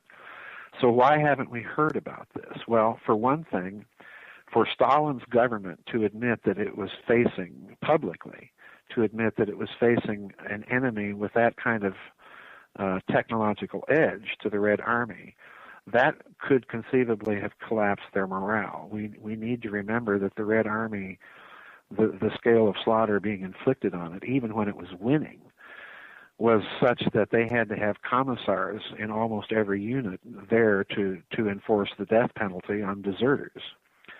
The other thing that we're told about the Eastern Front comes from Colonel Otto Skorzeny, who was part of the German offensive on Moscow in the late autumn and early winter of 1941. Skorzeny noted in his memoirs that the Germans were using what he called liquid air bombs. Okay? So, in other words, they were using some sort of primitive equivalent of a fuel air bomb. And if you don't know what a fuel air bomb is, it's a conventional explosive weapon that has the punch of a tactical nuke. In other words, if you see one of these things going off, it would appear to an amateur or to an average person to be a small nuclear weapon, because you get mushroom cloud and an enormous area of destruction. Well, Skorzeny, in his memoirs, points out that the Germans were using these liquid air bombs in their 11-inch Nebelwerfer, their rocket artillery batteries, against the Russians. So, in other words, think fuel air bombs and carpet bombing. Did it pretty much light the air on fire? Well, a fuel air bomb uses the actual atmospheric oxygen as one of the initiators of the explosion. There are different types of these explosives, but essentially what you do is you set up a molecular chain, and then you detonate it through electrical means. So, in other words, you can get an enormous conventional explosion out of these things. So, in other words, the Germans are bombarding Russian lines with rocket artillery, and the German 6-barrel rocket launchers. You can just imagine what a battery of those things firing fuel air bombs on the poor Russians would be. Well, it was so bad, in fact, that the Russians, Stalin's government, contacted the Germans via Sweden and said, if you keep this up, we're going to go to poison gas. So, in other words, the Russians were saying, let's fight fair here. If you're going to use this stuff on us, then we're going to use our chemical gas on you guys. So there's something. In other words, the bottom line here is that the Germans were willing to use some of their technologies on the supposedly backward and subhuman Slavs that they were fighting in the East, that they would never have considered against the Western Allies until the very, very end of the war, when there are indications that they wanted to use some of these extraordinarily large. I mean, I have a picture. I've seen pictures of these things, of extraordinarily large air deliverable fuel air bombs against the Western Allies, and at that point they were desperate and willing to consider anything like that. And what actually prevented them, I forget the guy's name, but there was a Luftwaffe general that in 1945 just absolutely refused to use these things against the Western Allies on moral grounds. The war was lost, and there was no point in just creating that kind of carnage. But in other words, the bottom line here is that we're dealing with something extraordinary was going on the Eastern Front. To this day, we don't know exactly what it was. The Russians still aren't talking, perhaps because there are still technological secrets to be gleaned. We simply don't know. Now, what about rockets that had the capability of striking, let's say, New York City? Was that something that had been developed and talked about, just maybe wasn't implemented? Yeah, that's another interesting question. There are indicators that the so-called America rocket was at least in, if not close to, testing stage by the end of the war. There are indicators that the Germans may have launched a couple of these very, very large rockets at the Peenemünde facility right toward the end of the war. There is a story that I talk about of Russian ammunition dump in the Ural Mountains that spontaneously blew up. And Soviet propaganda at the time in 1945, in an unusual admission, said, well, this was the work of fascist perfidy. Now, that may mean that, okay, they're blaming their own incompetence on the Nazis again, or they may be telling the truth, that some sort of rocket may have been fired from the center of Europe all the way to the Ural Mountains. We simply don't know. Now, what about, let's say, Admiral C. Byrd? Does that tie in together with your research in Antarctica? Admiral C. You mean Admiral Byrd? Admiral Byrd, yes. Yeah, I do mention that. There's a lot of people that buy into the mythology of, the Nazis had a secret UFO flying saucer research base in Antarctica. Admiral Byrd went down there with Operation High Jump, an expedition that was outfitted to stay for some 8 months. He went down there, and after basically a couple of weeks, a few weeks, turned tail and ran. On the way back, he lost some seaplanes. He had a full battalion of Marines with him. Why do you need a full battalion of Marines to go to Antarctica? For a scientific expedition. For a quote-unquote a scientific expedition, precisely. He turned tail and ran after just a few weeks down there, and on the way back, he had some press from South America and gave an interview to the El Mercurio of Santiago de Chile.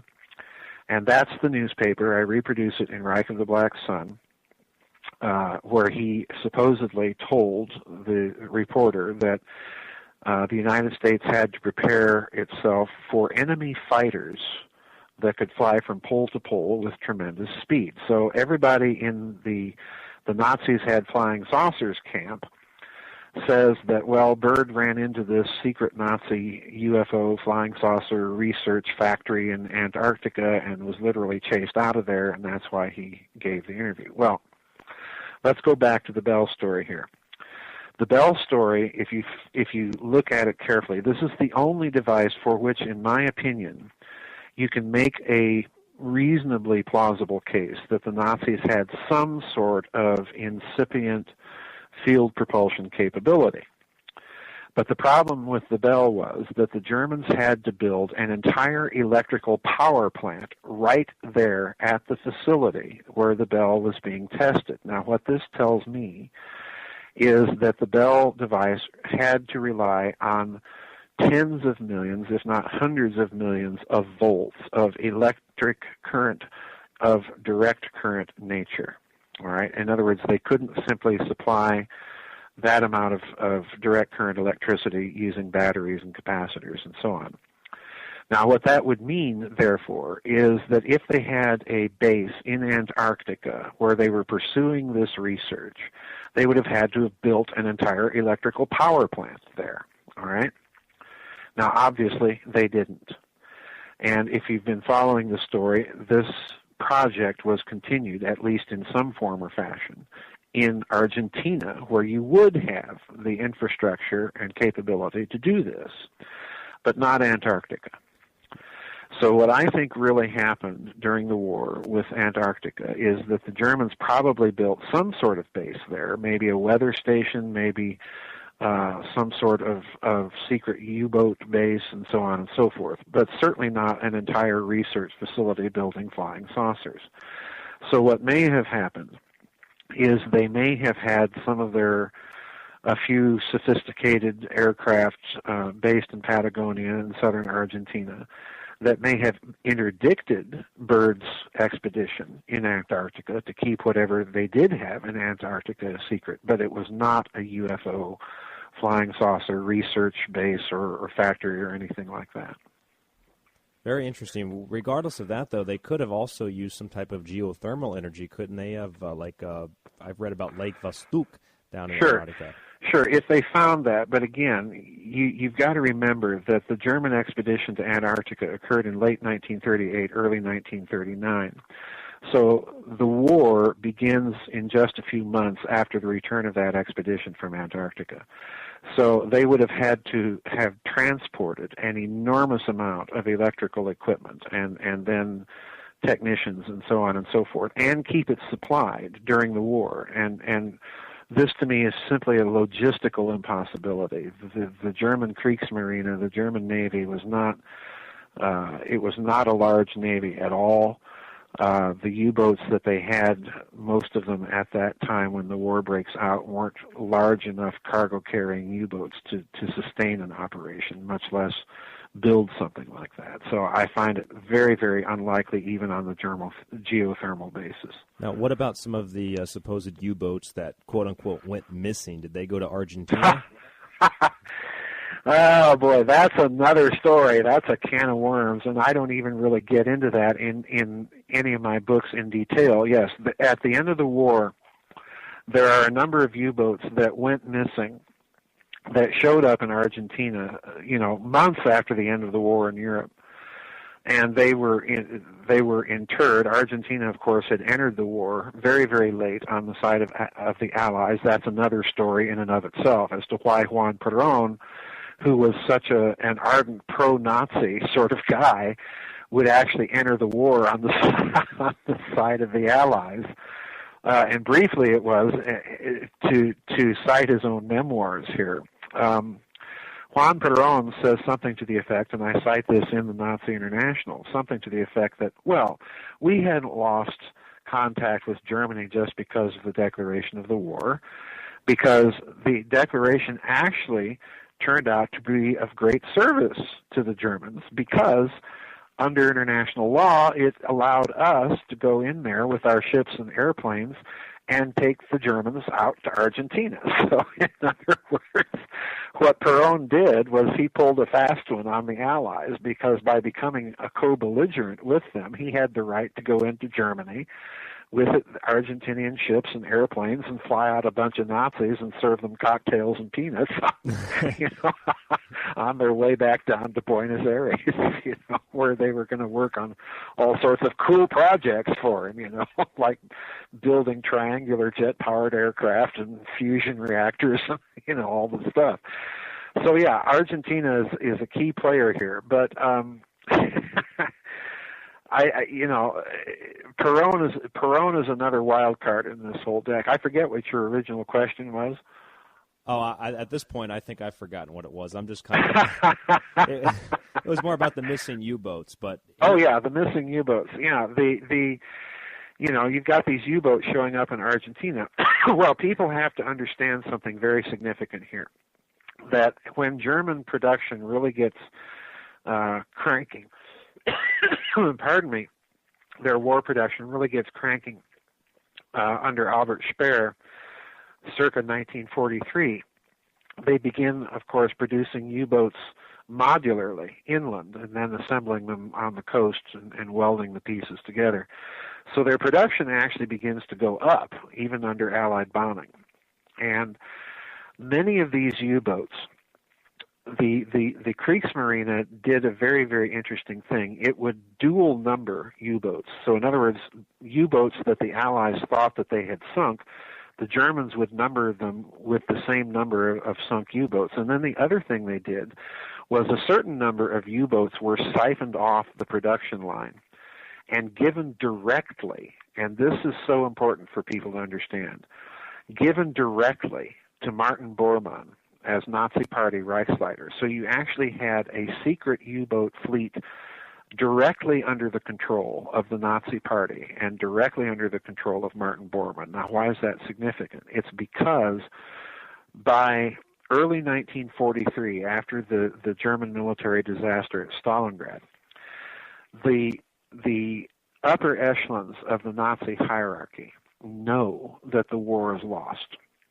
And they begin, Bormann in particular, to make long-term strategic plans for the survival of the German economy, for the survival of the German industrial base, and most importantly, for the survival of the Nazi Party as a cohesive entity.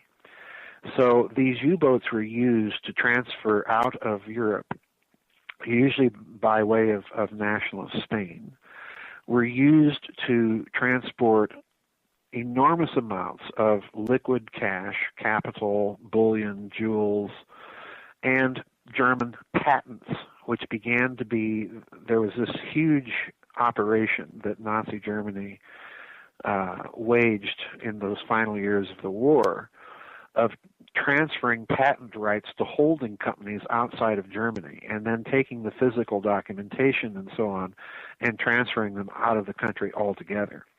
So in other words, the capital flight plan begins circa 1943, and part of that pipeline for all of this Nazi loot is quite literally the secret U-boat fleet that Bormann has control of. That's absolutely fascinating. What about the technology in general, Joseph? Just going back over everything we've talked about today, and where did they get this technology? Did they develop it? Are the Germans just that much more intelligent, or was there so many factors that come into play that it's hard to really detail it?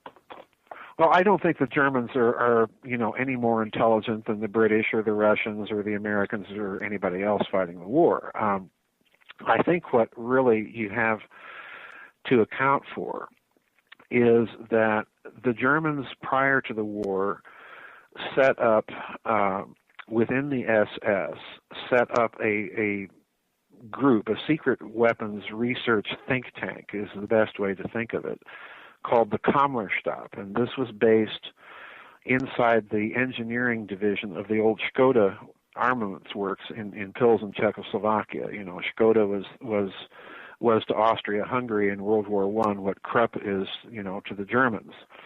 So, Škoda was a very well-known, is still a very well-known armaments and engineering firm. And the Germans set up this secret research think tank inside the engineering division of the Škoda works in Pilsen. That's about 30 miles due west of Prague. And this think tank was never successfully penetrated by Allied or Soviet intelligence during the war. It had just an extraordinary belt of Gestapo security surrounding it. And incidentally, the man in charge of that security was a fellow by the name of Heinrich Müller, otherwise known as Gestapo Miller, a very close friend and associate of Martin Bormann. Guess who, once again? If you want to think of the Kammerstab this way, think of it as kind of the Nazi German version of DARPA. Okay, the whole rationale for the existence of this thing was to brainstorm the technology trees of third, fourth, generation weapons. So in other words, they were more or less expected to think outside the box, and I think basically it's the creation of that kind of culture of scientific and technological thinking more than anything else that really gave them the edge to come up with all of these, prototypical modern weapons. In fact, I'd go so far as to say that I think the Kammerstab, in many ways, once General Patton's armies found it when they entered Pilsen, I think this became kind of the model for America's Black Projects world and the establishment of ARPA, later DARPA, under President Eisenhower. So I think the Kammerstab was a direct influence conceptually in that respect. And I think, again, that, I mentioned General Patton in this respect. Patton sitting on top of the command structure of the Third Army would have been privy to all of the field intelligence reports coming in from his units as they enter all of these secret Nazi research facilities. So more than any other American commander, or for that matter, any Allied commander or Russian commander, he had a pretty good, thorough, and probably the most complete picture of the period of anyone in the Allied command structure of just what the Germans were up to, and that may have been a factor in his death. Now, from all your research, we're coming up on the end of the segment here, Dr. Farrell, but from all your research, we've kind of touched on this a little bit. Where do you stand on the idea of extraterrestrials? Has this just been simply used as a way to deter us from our true history, or is there a little bit of truth to it? Well, I have never, people accuse me of thinking that, Nazis and black projects explains all UFOs. I've never taken that position. In fact, I've gone out of my way to say over and over again, I'm not philosophically opposed to the idea of extraterrestrials, nor even to the idea that they might be visiting here from other planets or other dimensions or what have you. I'm not opposed to that idea at all. My problem is, as I've said over and over again, if you're of the view that UFOs represent a nuts and bolts technology, and again, I'm not opposed to that idea either, then for me, you have to have a physics signature of a device that would compel you logically to the conclusion that what you're looking at is extraterrestrial. I certainly do not see that in the case of Roswell. I certainly do not see that in the case of Kecksburg and some of these other famous cases. So philosophically, I'm not opposed, but you've got to convince me on a case-to-case basis. Now, I do think, that said, that the extraterrestrial meme has been used as kind of a deflection, and we know this for a fact in the case of the U-2 and the way that the CIA spun the U-2 as UFO sightings. They've admitted to this. You know, people would see the U-2 flying high up in the skies, moving along at a pretty good clip, and, you know, conclude that this had to be a UFO. And the CIA played along with that and stoked the fires. They've admitted this. So we do know that they have used the extraterrestrial meme as a way of cloaking black technologies that may, from time to time, inadvertently be seen. Well, I'll tell you what, Dr. Farrell, it's all absolutely fascinating. I've researched a lot of this myself. I've read some of your books. I've been studying this for 5 or 6 years now, covering it on the Secret Teachings here and there. To me, it just gives us such a better understanding of our history, and it makes the little holes that seem to appear here and there disappear. It fills all those holes, and it makes things make a lot more sense, at least to me. I want to give you the floor just for a couple of minutes here if you'd like to promote any other work that you might be working on right now, books, whatever it might be. The floor is yours for a couple of minutes. Well, sure. I wrote, since we're on the subject of extraterrestrials and secret technology, I've written most recently a series of books beginning with Saucers, Swastikas, and Psyops. There's 2 more in that little mini-series. One is called Covert Wars and Breakaway Civilizations. I go into the financing mechanism for all this a great deal in that book. And then another book after that called Covert Wars and the Clash of Civilizations, dealing with the idea that you're dealing with a breakaway civilization, to borrow the insight of Richard Dolan. I do have a website, GizaDeathStar.com. It does have a web store on the website where you can order my books. And I do ask if people are interested in getting my books that they use the web store to order the books from Amazon. I get a little extra in royalties that way. So, starving author syndrome there at work, folks. But they can order all my books right off my website. Fantastic. Dr. Joseph Farrell on the program today. This is The Secret Teachings. I am your host, Ryan Gable. His website, GizaDeathStar.com. That's GizaDeathStar.com, where you can find all about him, and you can find all of his information for his books, where you can purchase them. It's also linked up at thesecretteachings.info. That's www.thesecretteachings.info. Dr. Farrell, you could stay with us just one more minute. Sure. As I bring the music up, we'll talk to you off air. You are listening to The Secret Teachings, and we'll be right back. Stay tuned.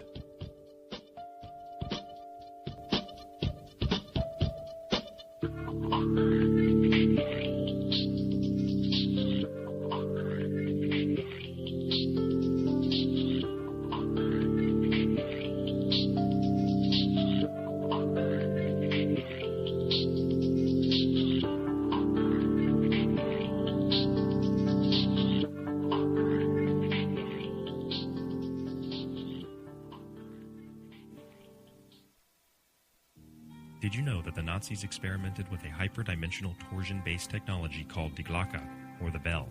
The Bell was developed at a secret base in the Czech Republic and was more classified than even the Nazis' A-bomb project. Nazi scientists experimented with the torsion-based technology as a way to tap into zero-point energy, which is believed to be the energy of the physical medium of space-time itself. The Bell was also studied as a way to manipulate gravity to be used as an advanced prototypical field propulsion technology. It used the concept of rotating magnetic fields by means of the counter-rotation of plasma within the device itself. It is interesting to note that the Nazis, even officially, worked to understand free energy, field propulsion, and the ultimate doomsday weapon over 80 years ago. The Dr. Hermann Oberth, who pioneered rocket design for the Third Reich, stated that, quote, We cannot take credit for our record achievement in certain scientific fields alone. We've been helped." End quote. When asked by whom, he replied, quote, "The people from other worlds." End quote. Many Nazis did claim to get their technology from the Vril Society, who channeled a race of beings from the Aldebaran star system. These have been Alternative Facts, brought to you by The Secret Teachings.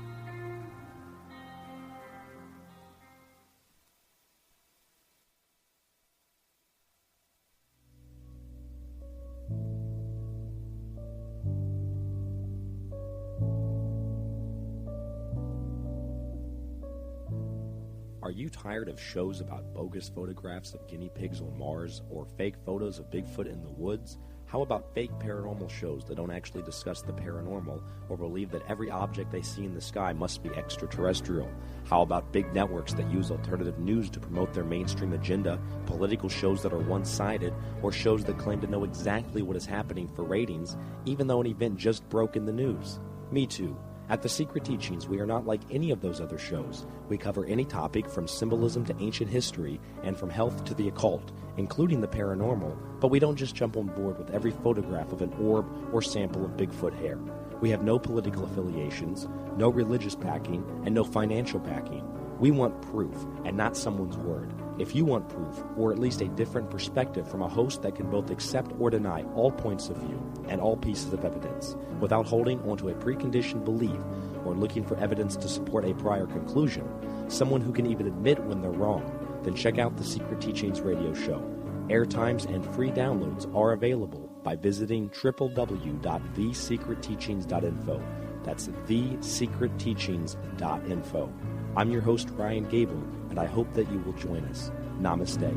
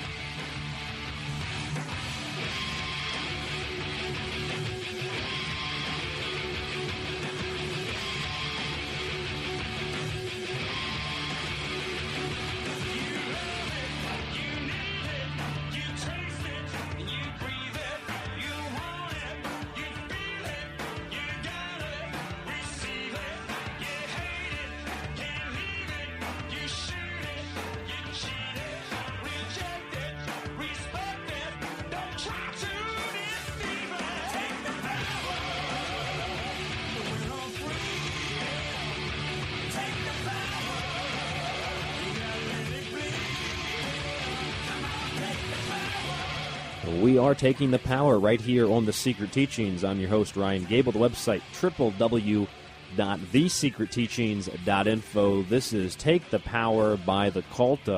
Suggestion by Mike D., who's also on the line with me. Mike D., how are you doing today? Good, Ryan. Good to be back. Absolutely. You're kind of coming back. Go ahead.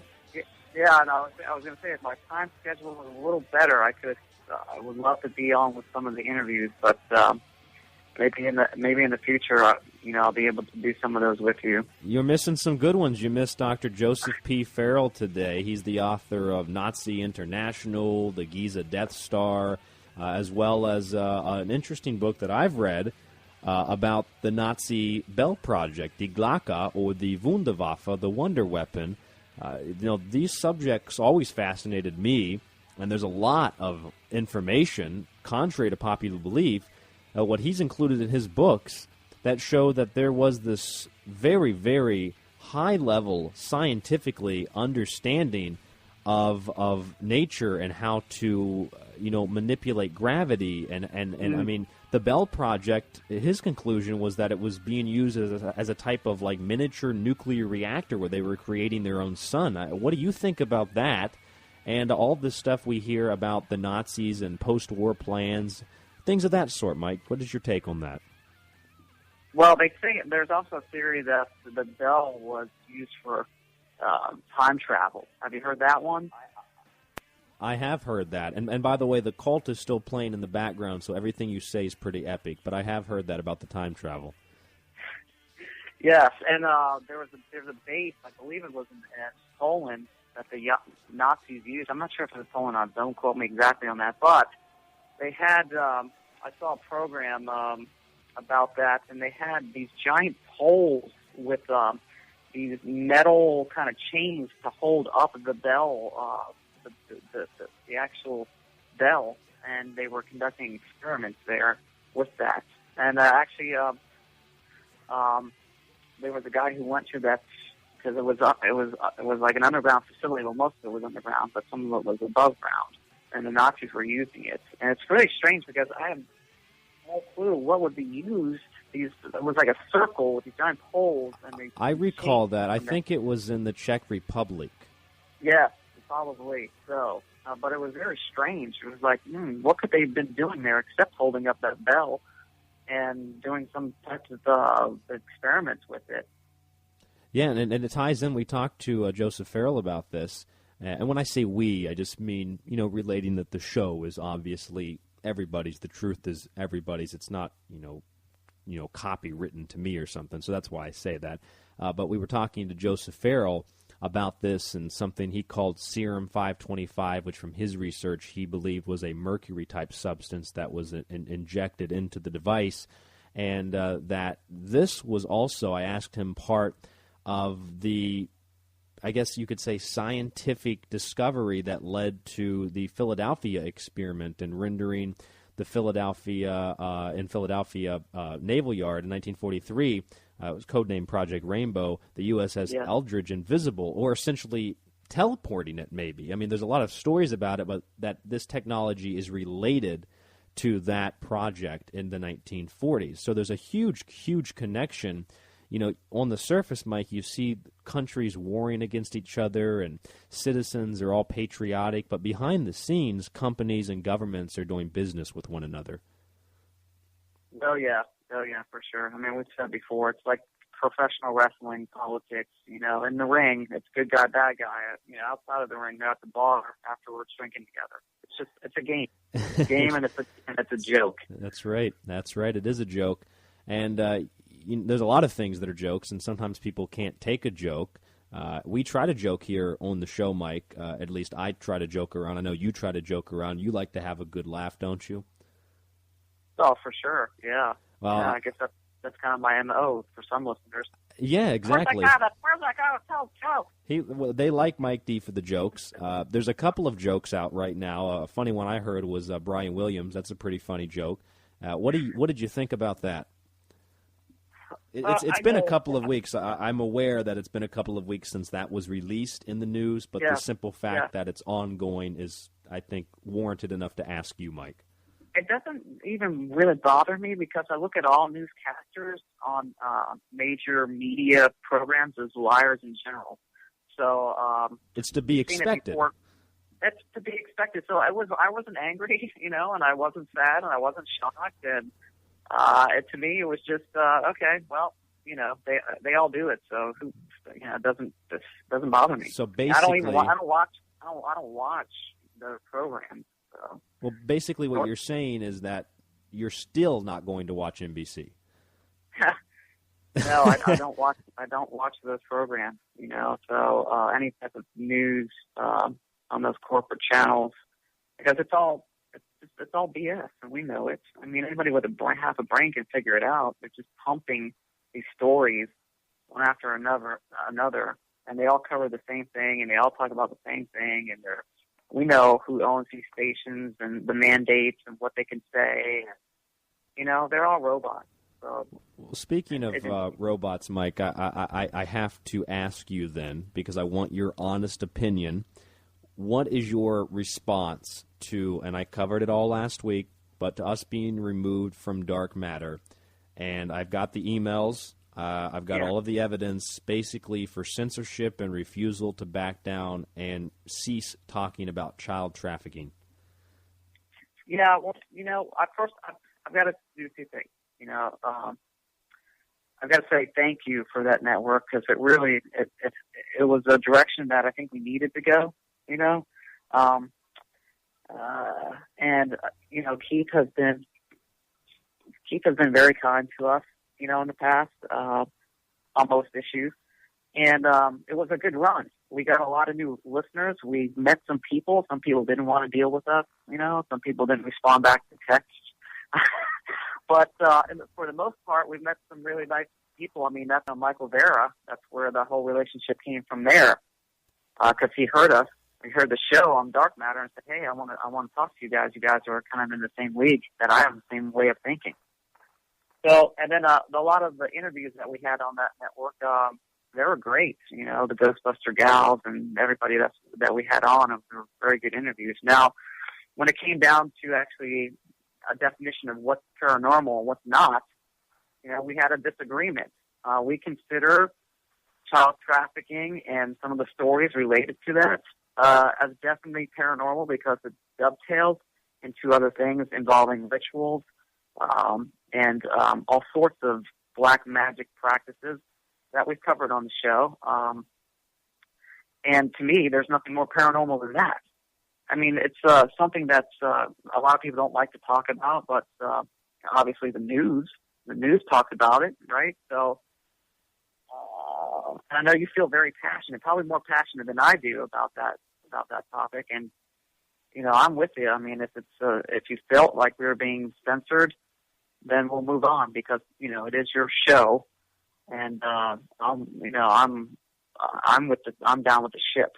I'll sink with the ship, or I will rise with the ship, or whatever. We've done both over the years. If it wouldn't have been for being removed from Rollins College, would have never written The Grand Illusion. If it wouldn't have been for that, we'd have never got on to Dark Matter in the first place, and we would have never met Michael Vera and got onto the L&M network. And that's how things work, and who knows what the future holds for us. And that's why I'm not mad, and I'm not upset. I'm just extremely, extremely disappointed that a joint decision can be made between someone who, in a way, is almost like a hero of ours, and Art Bell, to censor a radio show because a topic is a little bit too close to the truth. To me, that's the end of the line for anybody.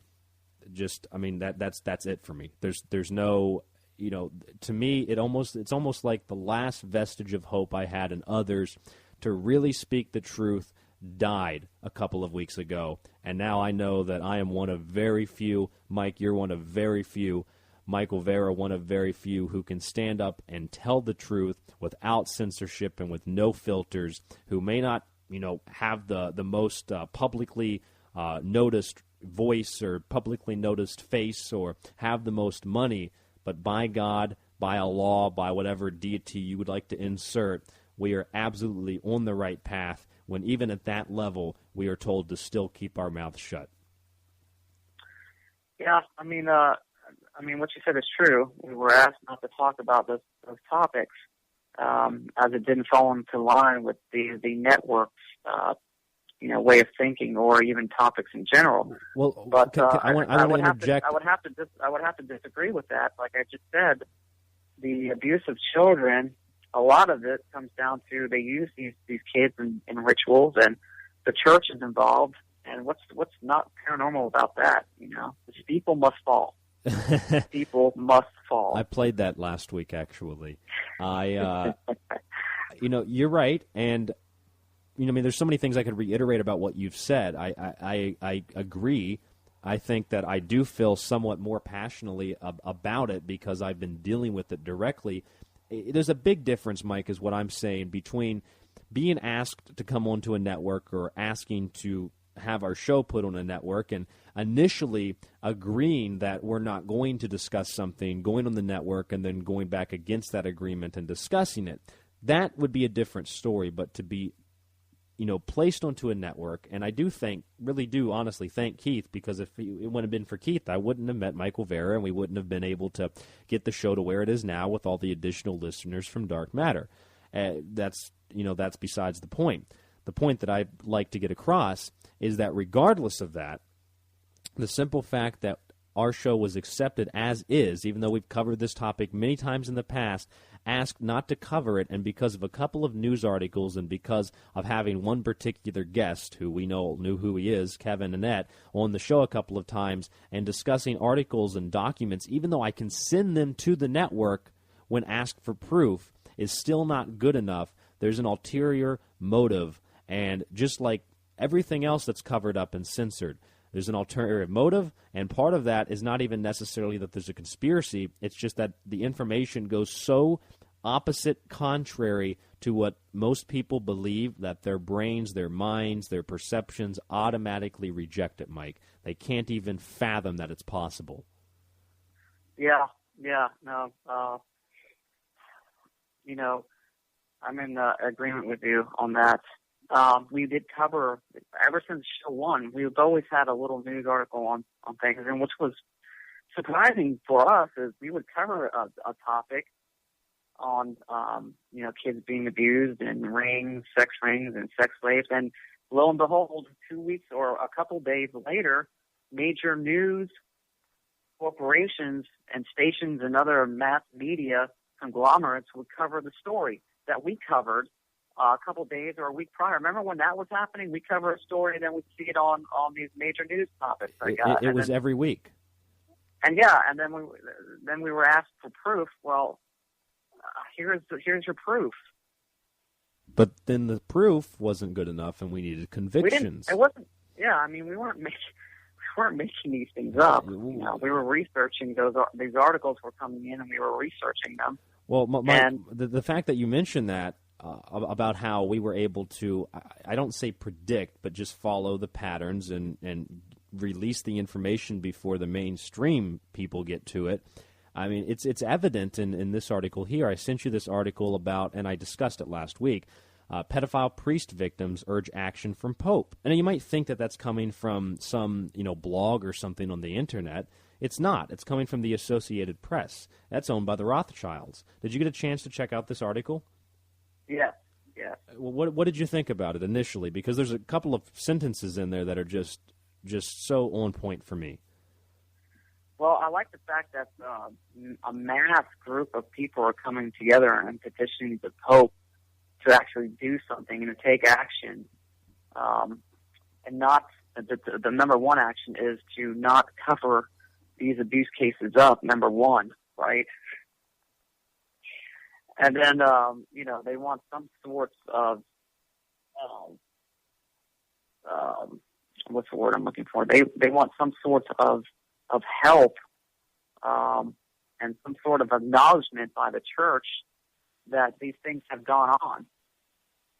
And I think it goes a step further than that, I think, because there's been an acknowledgement of it. I mean, just recently, in the past couple of months, we've had Jorge Bergoglio, Pope Francis.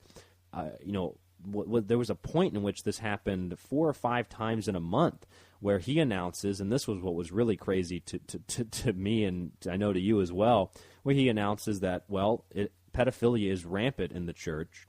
2% of Catholic clergy are pedophiles. He just out in the open says it, which, according to Vatican papal law, or Crimen Solicitatis, which basically says that every member of the church is by law required to cover up child rape and sexual abuse and the pedophilia within the church. Coming out and making a statement like that just essentially indicts everybody under that law. And it's regardless of whether or not Pope Francis says he's going to take a stand against it and he's going to set up funds or he's going to set up groups to protect children. When the abuser comes out and acts as if he's going to protect the abused, that is the fox, the proverbial fox in the hen house. That is the devil dressed like an angel, Mike. Well, think about the amount of time, money, and everything else that they spent trying to cover those abuses up. Why couldn't they just go out and why don't they just tell the truth as their religion states that they should do? But yet they spent all this time and money and most likely murder of some of these children to cover it up, because when you already cover something up that deep, someone's going to die, right? Yeah, but whether it's part of the ritual or part of the exposing of the ritual, you're right. Exactly. So, and what can be more worse than a priest, someone that you're supposed to trust, a man of God, of the cross, abusing someone? I mean, that poor child's head is so messed up because it's someone they look at as a father figure, as a protector, like a police officer, like the family doctor, like that great next door neighbor that you have. all that trust is built in, and these pedophiles, I think they lurk into these positions to take advantage of their actual powers and duties. Absolutely. It's just like the TSA, hiring convicted sex offenders and just known thieves and criminals. I mean, some of them, yes, fall through the cracks, just like the CPS. But there's a point, Mike, where, when you have an organization where like 20 or 30% of it is made up of the people that they claim to protect you against, it's not falling through the cracks at that point. It's called infiltration. Agreed. I mean, I remember as a kid reading in the Middle Ages, these parishioners used to go around people, and they would go around and you would confess your sins, but you would pay. You would actually pay them once you confess your sins. Oh, that's great. To be clean and holy again, you would have to pay them. So if I give you $10, I can rape somebody.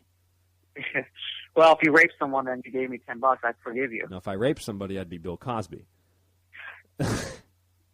That wouldn't fly some places, but move on. Yeah. Oh, yeah. Well, he's in the news, though, right? We'll talk about him later, or we will talk about him later. Or was that the segue? That was the joke, but since it was that was the joke into a segue that will come later. But in relation to Bill Cosby, it's funny that you can make a joke on Saturday Night Live and it'd be funny, but if I make a joke, all of a sudden I am somehow worse than the people that are actually abusing children, which never made much sense to me, Mike. How many people tell me, even people that are open to this, they say, why do you feel so obligated? And Keith even asked me at Dark Matter, which, rightfully so, why do you want to cover this so badly? Why is it so important? And, I responded to that. I read the email last week, but at the same time I responded to that and explained why. I also explained that, I'm a little bit confused here because the past couple of shows that I've been told I've been covering the topic, I've only mentioned one news article out of, say, a dozen, and it's been posted on the website. And all I've done is read the first paragraph or two of the news article. It's not like I did an entire show about the topic. So why is it, Mike, that people come to us, or haters or whatever you want to call them, trolls, and they say, or even friends sometimes say, why do you want to cover this so bad? It's like they are insinuating, like, are you touching kids? Like, it's ridiculous to me that we have to defend ourselves, and like I'm worse for exposing it than the people are for actually doing it. I mean, when we were doing past shows, I don't even think we didn't even spend a lot of time on the issue. We would bring up news articles, and it would be, incorporated into shows here and there, but we didn't talk about it every week, nor did we have a full show dedicated to it. Right, exactly. It's not like I'm taking every single second and every minute and every hour of every show every week, every month, every year to talk about the topic. I'll make a joke occasionally to bring awareness. I'll have the evidence at the website, whatever the case might be, but we don't, constantly hammer on it. But that's how it's seen. In the beginning, we were tying in the royal family, and lo and behold, 2 months ago, we got Edward, right? Well, exactly. That was because we were talking about Jimmy Savile. And if you read about some of the stuff that Jimmy Savile was doing, not only was the guy was a convicted pedophile, the guy was abusing people up to 40-something years old. The guy was ritually murdered, at least taking part of a ritual murder of young women after raping them. And that was so suppressed, and then it comes out that it's true, and it's like, well, okay, it's true, but he's the only one, and they distance themselves from it. And we talked about the connection between Prince Charles and Jimmy Savile. They were best buddies. And then it comes out that, boom, royal family, sex crimes, sex slavery. I mean, that's not even the tip of the iceberg. And it seems like the only people that want to talk about it, other than ourselves and a handful of others like Kevin, are like the National Enquirer. Yeah. Who, by the way, National Enquirer, a lot of the stories that they cover are eventually come out of the truth. They were the first ones to mention Monica Lewinsky and Clinton. They were the first ones to talk about Bill Cosby and some of the victims, his abuse, his giving people Spanish fly. So it's pretty funny that a lot of people consider a rag magazine is actually the only one really digging deep into stories and finding out the truth. And the evidence is there. The truth is there. I mean, they covered Bill Cosby recently, and not that I'm promoting it, but they've covered Bill Cosby, and they covered the sex slavery of Prince Andrew. And look how fast that was brushed under the rug. And there was the terrorist attacks in Paris, and everybody just kind of forgot about it. Yeah, I remember as a kid, Aliens on the Moon, National Enquirer. You know what? That was like 20 years ago. They were right on. Mike's thinking, bullshit. That's not true. No, as a kid, I was fascinated by it because as a kid, like my first inclination was when I went to the library and started reading books. The first books that I read were Men in Black and The Philadelphia Experiment were the first two books as like an 11, 12-year-old that I was reading. You must have been like just people must have thought you were nuts. Yeah, no, my mom. I remember when that book Communion first came out too. My mom had a copy of it. With Strieber, Whitley Strieber. Yeah, with the gray on the front, and that was in hardback. And my mom had that. Who also had a show before ours on Dark Matter, and apparently didn't need to show proof of anything. But that's besides the point. Well, it's kind of strange how. We were constantly asked to prove these articles, but, a lot of the stories on Bigfoot left and right, no one asked them to prove any of those stories. Yeah, that's funny because I mentioned that last week. And I mean, don't get me wrong, I love Bigfoot, but... Right, exactly. How much Bigfoot can you take every day, Too much Bigfoot. There's too much Bigfoot, and there's too much of that, dealing with Planet X.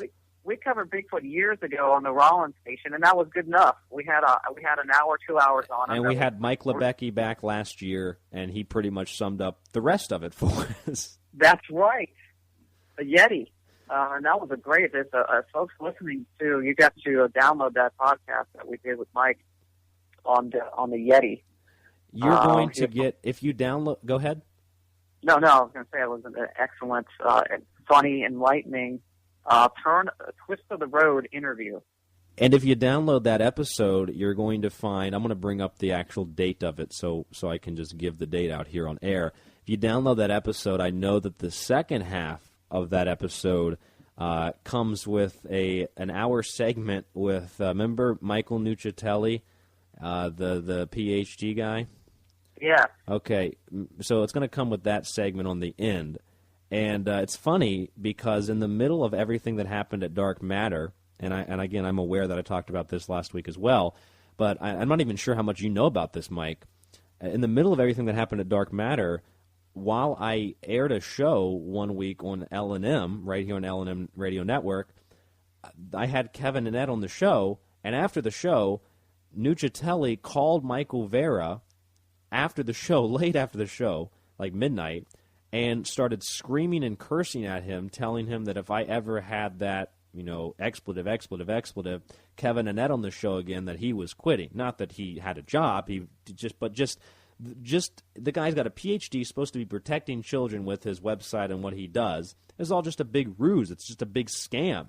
These people hide behind the very thing that the average person looks at and says, well, do we need to protect children? Absolutely. So they look at someone like this, or at least the mentality of somebody like this, and they get behind them. Look, well, the Pope came out and he said that there's a bunch of pedophiles, they're running rampant, and he's got to crack down on this. So what he's going to do is he's going to create groups and organizations and healing funds, and that's going to save and protect everybody, and that's just going to be what's best for all of the victims, when in fact he's one of the people that's abusing them. So, or at least had in the past and still does today. He was present at a ritual last year around this time, as a matter of fact, which is last week was the Roman festival of Feralia, which was a sacrificial holiday. It's a Roman pagan date. And the thing about that is, Mike, and I know I'm just going on a ramble way past what I was trying to get out, and the name of that episode was Mike Lebecki Investigates the Yeti and Dyatlov Pass. It was 8/23/14 was the date of that episode, 8/23/14.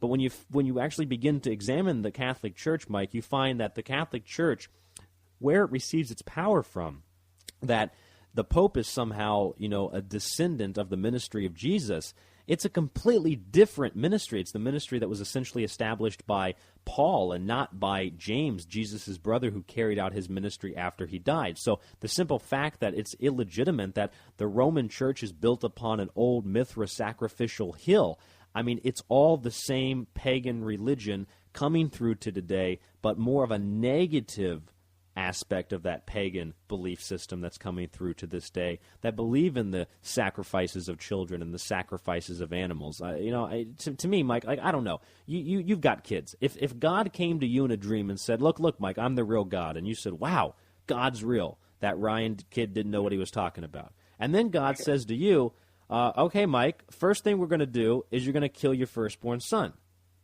Like, how do you respond to that? Oh, fuck, okay. Let me go out here and get my kid and drag him out to the backyard and build a bonfire. I mean, that's the kind of thing we're dealing with. It's all historical as well. To prove loyalty, right? To prove loyalty. What is this? To prove the that mafia? you really love me. To prove that you really love me, I need you to kill your son or daughter. This is the mentality of Dragnata operating thousands of years ago. It's incredible. I mean... Yeah. Go ahead. And people will say, because we got this before, you keep banging on Christians, what about Muslims, what about Jews? And to me, it's all the same. It's all bullshit. If it's organized, I don't care if it's Satanism. If it's organized, it's bullshit. Organized religion equates organized crime. Exactly. It's a ruse, and it's not something that I'm interested in. That's for sure. Me either. I don't need a middleman, whether it's Mohammed or whoever. I don't need a middleman to connect with God with the big G, the big G-O-D. The big G. I don't need to go to a house of worship to have a relationship with God. That's so ridiculous to me. But I don't know. Some people, for some reason, they need that. They need that, and I don't understand because I don't need it, Right. But, so it's hard for your perspective. I mean, I used to be part of the people, not that needed it, but I was forced to go to it, and I learned from it. It wasn't necessarily completely negative. There are some people that do good out of the church setting, but anybody that supports those criminal actions and supports the abuse of children. I mean, it's so rampant that regardless of what Bergoglio says, it's so rampant that it's so rooted in our culture. It's a joke. People joke about the Vatican and pedophilia like it's nothing, and they do that because it's almost as if it's a defense mechanism, like this holy, godly authority. They could never do anything like that. Quote unquote, a chosen people. Oh, you're special than everyone else. Look, God He's choosing people. He's sacrificing kids. This guy is just out of control. He's off the chain. He off is. The chain. He's destroying cities. He's causing plagues. He's the he's the old big G. He's the OG, is what he is. The new G is a little bit different. Exactly. The old G was a gangster. The old G was a gangster and somewhat of a terrorist. I've explained that on the show before. But we've done half of. That's a scary word, when used as a context. When in the Revolutionary War, we were the terrorists. We were the terrorists of the British, But right. Like we said, the great George Carlin, it's context of the word. The word means absolutely nothing. It's the context on how it's used, like axis of evil. It's an axis of evildoers. Evildoers and terrorists. And I was going to say we've spent about half of this news segment talking about, the removal from dark matter, child abuse, and a little bit about at the beginning we talked a few minutes about. When we speak together, it's time. We're in a time warp. It doesn't. It doesn't exist. It's like a Twilight Zone episode. The continuum, the time-space continuum. It goes so fast when we speak to each other. Wait, well, what do you get when you combine the convictions of radio host and Ryan Gable and Mike D? You get the secret teachings. I actually have a Twilight promotion that I play. If you've never heard it, Mike, play it once in a while. But anyway, I was going to say that we talked a little bit about what we discussed in the first 2 hours with Dr. Joseph P. Farrell about the Wunderwaffe, the Nazi wonder weapon, and what that could have possibly been used for. Here we go. In the news, I mentioned the article about the victims of pedophile priests, and part of that letter that they had sent, Mike, not that you need any type of recognition from the Pope. You know, you don't need recognition from the criminals. You're asking the criminals to admit that they're guilty and then to protect you. It just sets it up for something much worse. But in the letter that they wrote, it says that only civilian trials and church reform will put an end to the, and I'm quoting this from the letter, Mike, the great holocaust of thousands of boys and girls who were sacrificed to avoid scandal and salvage the image and prestige of the Catholic Church's representatives in the world. Now, just because I told you that weeks and weeks and weeks and months and years ago, and others have told you that years and years and years and years and decades ago, and because we see it now, just because that hurts some people's feelings that they were wrong does not mean that I need to censor myself. This is the honest to insert whatever deity truth that you can get. And this is a topic that, since it scares so many people and since it just kind of just rubs everybody the wrong way, we know that we're onto something really, really big, Mike, and I'm really happy to be a part of being able to expose this, be it on the Secret Teachings or any other show that would have me on that program, or to, you know, the Last Frequency that I co-host with Michael Vera, and I'm not sure if you're aware of this, but I'll also be co-hosting a show with Kevin Annett on the BBS radio network that'll be airing Sunday afternoons at 3 p.m. Pacific Standard Time, so I'll also be co-hosting that. So we're making a lot of progress. Yeah, no, man. I mean, you're a man with convictions, you know, and I'm good with it. Isn't that ironic? I kind of helped us get on that network, but it was a path of faith, fate. It was a path of fate, and you know where the road leads, it's usually a better place. And like I said, you know, we had a good time with that network. We want to talk about some things that we were censored, and so we move on. So no big deal. That's exactly right. And by the way, we did such a great job on that network, and we had such interesting shows and topics that, you know, if by some reason, which it's not going to happen, that we stop talking about this stuff, we're always invited back. And I appreciated Keith's words there and Art's words that you know, they enjoyed the show. We had a well produced show. We had a lot of great guests. We had a lot of listeners. We also had a lot of haters, but that's what happens. That's controversy. That's what happens when you have a lot of listeners. And I'd like to make that very clear. Go ahead and finish what you're saying, and I'm going to actually, before we get to the rest of the news, I want to read the paragraph that I was sent. So in extending that offer, I thought it was very kind, and it was very thoughtful, and it just goes to show you that, you know, we did have a good relationship, but we had a difference of opinions on things that should be covered and talked about, and so we move on. Absolutely. And, you know, who knows what this is going to lead to. I've mentioned that I've got a couple of books in the work that have really just come to the forefront after, you know, knowing that we've been removed from dark matter. It seems like every time I get kicked off a radio show, I'm gonna write a book. So we'll see how many times we get kicked off and how many books end up being written by the time that they kill me. Here's the email, and again, you know, I had no malice, no negativity towards Keith, but I wanted to read the email because I didn't get to read the entire thing last week. But you're exactly right, Mike. The hand was extended for us to essentially come back if we don't cover that topic anymore. But, you know, if it came out tomorrow that it was all a lie, and I had proof that it was all a lie, which it's not, you know, then that would be a different story. But in this case, the email says, Art and I had a discussion about this, and so I've decided we drop your show for now. I will miss the good topics you cover, but don't want to have to edit the show each week. Well, I don't either. That's why we're not there anymore. You certainly had your fans and haters. It brought controversy to the air.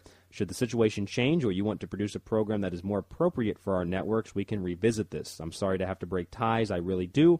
I want to offer time to as many shows as possible. You produced a technically competent show. It always sounded good. Let's keep in touch and keep me appraised on any changes in your program content. So there you go. It's not necessarily the end of the world. as some people might have perceived that it is. It's just very disappointing that anything would be censored, but at the same time, there's still a hand extended if we decide to do another show on a different topic. There you go. So there we go. Enough said. And here we go, Mike. I've got something for you. You ready for this? You love Mars, don't you? I love Mars, but I love Venus. I love Venus even more because it's a planet that for some reason doesn't make the news. Doesn't make the news, Mars, but it's supposedly coined Earth's sister planet, but yet no one talks about it. Well, they suppress the female just like they do here on Earth. They promote the god of war, Yahweh, and all the rest on Mars, but they suppress the female, which is why the Templars were prosecuted by the church, which is why we're persecuted by the same kind of ideas. But here it is, Mike. If you've seen this article, cloud over Mars leaves scientists baffled. What do you think about this cloud over Mars? I've seen the picture of it. It says amateur astronomers have spotted two strange cloud-like plumes high over Mars, deepening the mystery of what constitutes the red planet's atmosphere, a study said on Monday. Red planet's atmosphere. I don't know why they keep calling it red. I mean, do they call the southwest region of the U.S. Red? That's I mean, right. sure, there's red hues to it, right? But it's more of like an orange-brown tinge to the soil there in the southwest. And why they keep saying that, Mars has a light blue atmosphere to it, too, from the real pictures. And it's just so annoying to me, man. And then why they're putting these articles out every week of different things, I don't know if it's some kind of game plan to desensitize or to make fun of by calling things jelly donuts, or there's a statue of a woman holding a water vase, or Bigfoot spotted on Mars. It's just, I don't get it. I don't get it. I don't know if it's disinformation or they're trying to leak some that's disinformation, trying to, false news, but putting some truth into the false reports. I mean, maybe that's the deal. But we know Mars had an atmosphere, had oceans. It was ripped apart by some type of weapon, nuclear weapon, and the atmosphere was stripped. I mean, why would we call it the red planet, or associate Mars with war, and because that's what happened to it. I mean, right? I mean, if you think about it, why would we, all the connotations that we give to Mars, there's a reason for it, right? And they come from very ancient times. The god of war, the red planet, the blood planet. I mean, come on. And emperors, kings, queens, they would use the alignment of Mars to determine when they should go into battle. So I think you might be onto something there, and a very much more than just ancient. We're talking about maybe millions of years in the past, but I think you might be onto something there, Mike. Yeah, I mean, from the books and everything that I read, there was something that happened. There were people on that planet, and there was a battle between certain species of aliens and humans, and that ripped that planet apart. Did you get a chance? Not apart, but the atmosphere apart. Have you read all three of M. Don Shorn's books? Read the first one. You've read the first one. He gets into it with, I mean, what's the Terror Papers, right? And then it's also from, remember, did Dark Matter pull out the Lacerda interview that we talked about? No, that one wasn't played because we talked.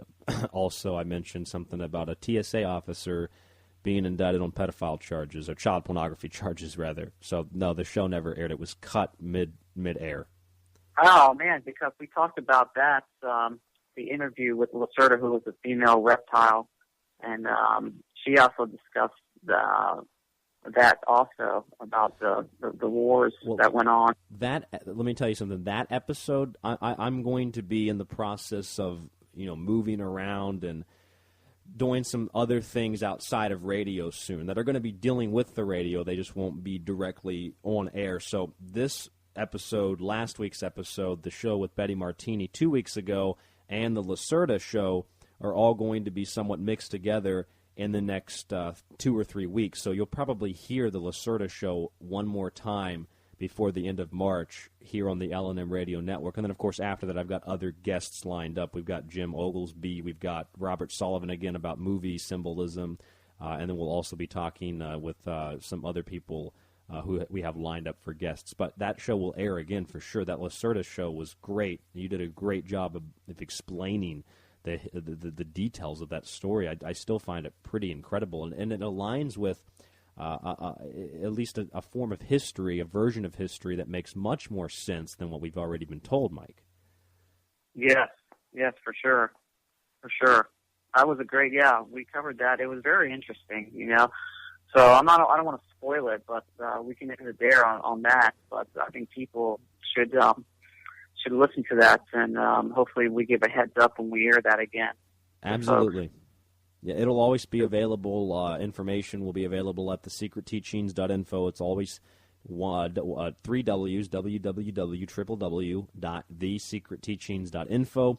You'll also find information and a link if you're at latenightinthemidlands.com. Click the Secret Teachings link. Take you to our website, rather, and you'll also find it at facebook.com/The Secret Teachings. There's also a link to the Facebook from thesecretteachings.info. And don't forget, on the website, you'll also find a link to download all of our past shows. I think the Lacerda show is available for download anyway, so you could go check it out that way. It's free to stream and it's free to download, contrary to the trolls saying that you have to pay for it. You don't actually have to pay for it, which is funny, Mike. I got messages all over the website, people saying, oh, you charge for everything and you keep your information hidden. This is ridiculous. I was like, well, the email's at the top of the page and all the shows are free, so obviously you have no clue what the hell you're talking about. You're just trying to cause trouble. No, that's very strange, because the only thing that you would have to pay for, and by rightly so, would be the book. That would be your book. And if the only thing else on there is if you feel if you can give a donation to keep the show running, that's fine also. That's the only thing we ask. That's the only thing for sale. Everything else is free. Even the there's a lot of shows that charge for old shows, old podcasts. Host. Excuse me. Everything that we have on the website is free. The old shows. I mean, that's why people really dig us. Is because we kept it free for years now. They dig us. They dig us. That's the terms the kids are using now, Mike. No, I don't know, but I'm using it. Mike's using it. Okay. Well, we're being dug, I guess is the way to look at it. Like there's underground cities. I have another article here. It says Obama advisor John Podesta, his biggest regret, keeping America in the dark about UFOs. What's your thoughts on this article? You said you had a chance to look at it. Yeah, no, I love it. Just like, you get these ex-presidents leaving office, not anyone lately, but I'm talking like Eisenhower, that give messages to the American people. Woodrow Wilson, sorry about the banking mess. I mean, it gets me angry when you come out and there's things that you could have done, but now you come out in the media and you say, I wish my biggest regret is not exposing, the UFO. Why don't you take a chance, and expose it while you were there. Get some documents out. Leak some documents, or come forth with some documents. Quit your job. Quit the job and take those documents and let the American people see what's really going on. To me, it's I don't respect it. It adds fuel to the fire, is what it does, I think, and promotes a lot of false myths. Yeah, I mean, it's hard to look at it as a negative light, but I mean, I think he could have done something when he was there. A lot of these guys, like the Phoenix mayor, when the lights, when the guy mocked it, came out dressed like an alien. Someone should have punched him in the face. Yeah, and then comes out, after he gets out of office and apologizes, he made a mistake. He doesn't know he thinks those lights were actually UFOs. I mean, they're just jerks, Absolutely, Mike. I do completely agree with you there. That's. I don't know if I could explain it any better. Yeah, I mean, it's a disservice to the American people when you do that, and you look like a complete fool. You're making a mockery of the truth.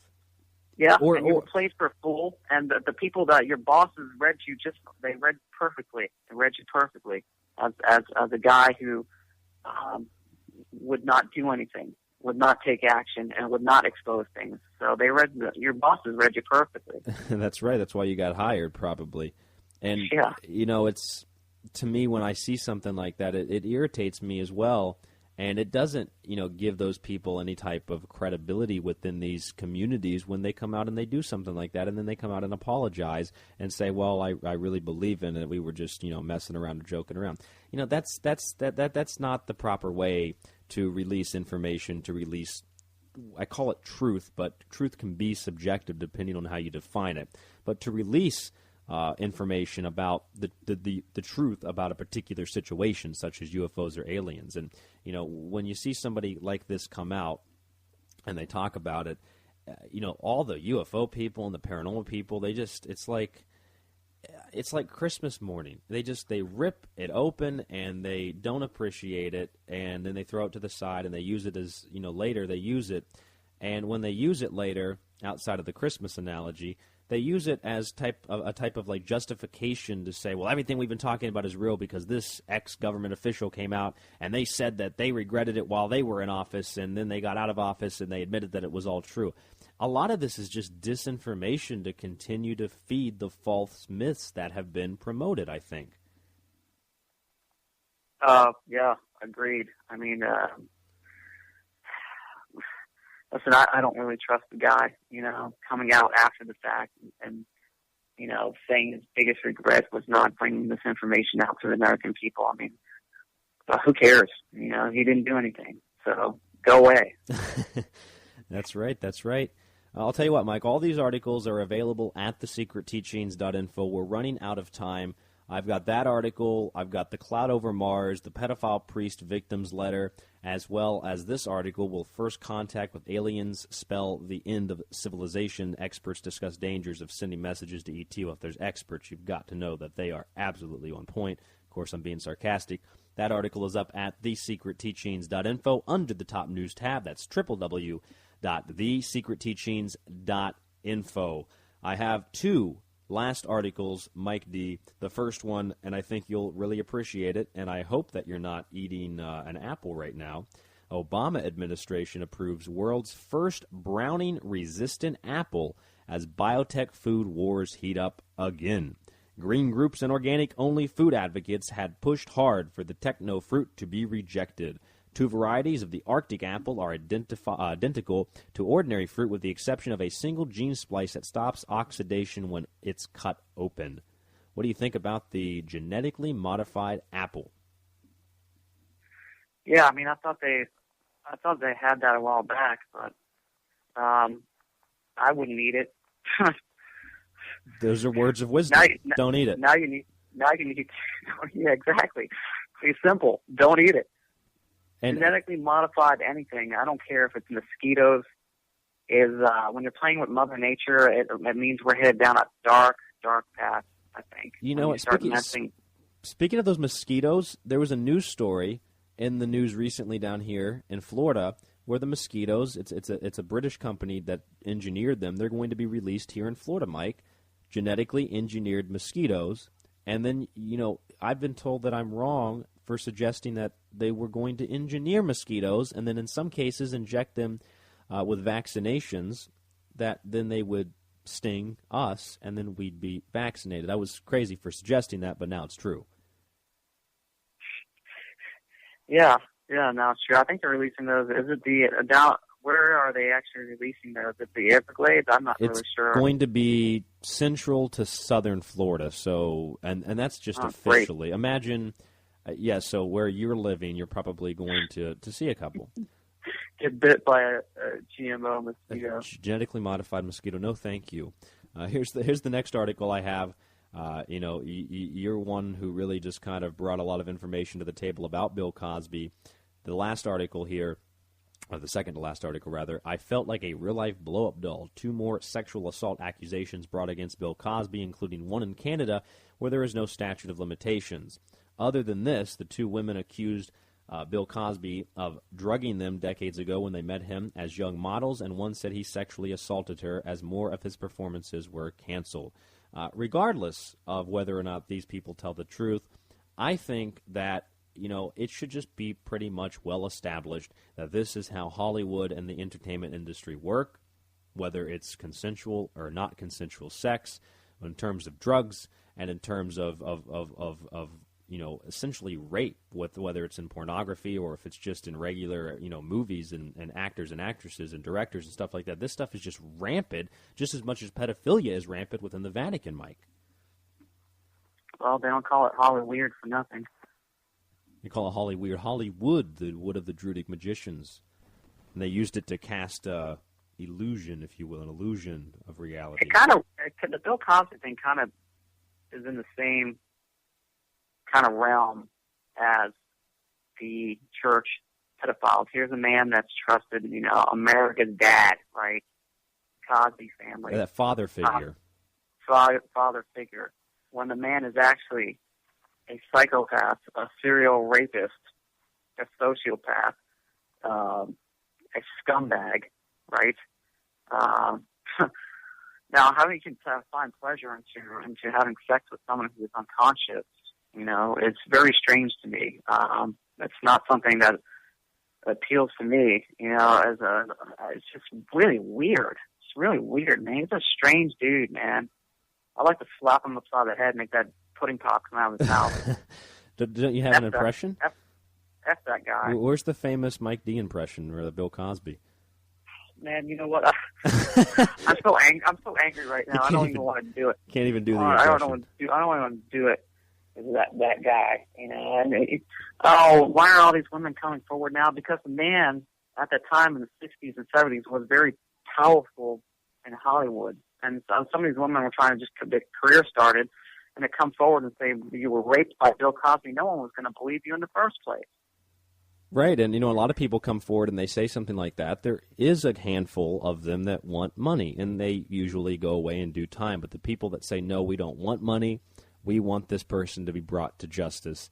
And there's lots of people in that Bill Cosby victims that all they want is just to say that this happened to me. They're not suing him for any money, and there's a couple of women that are doing that. And when you have those numbers, to me, the guy's guilty, plain and simple. I mean, I don't get it. I don't get it.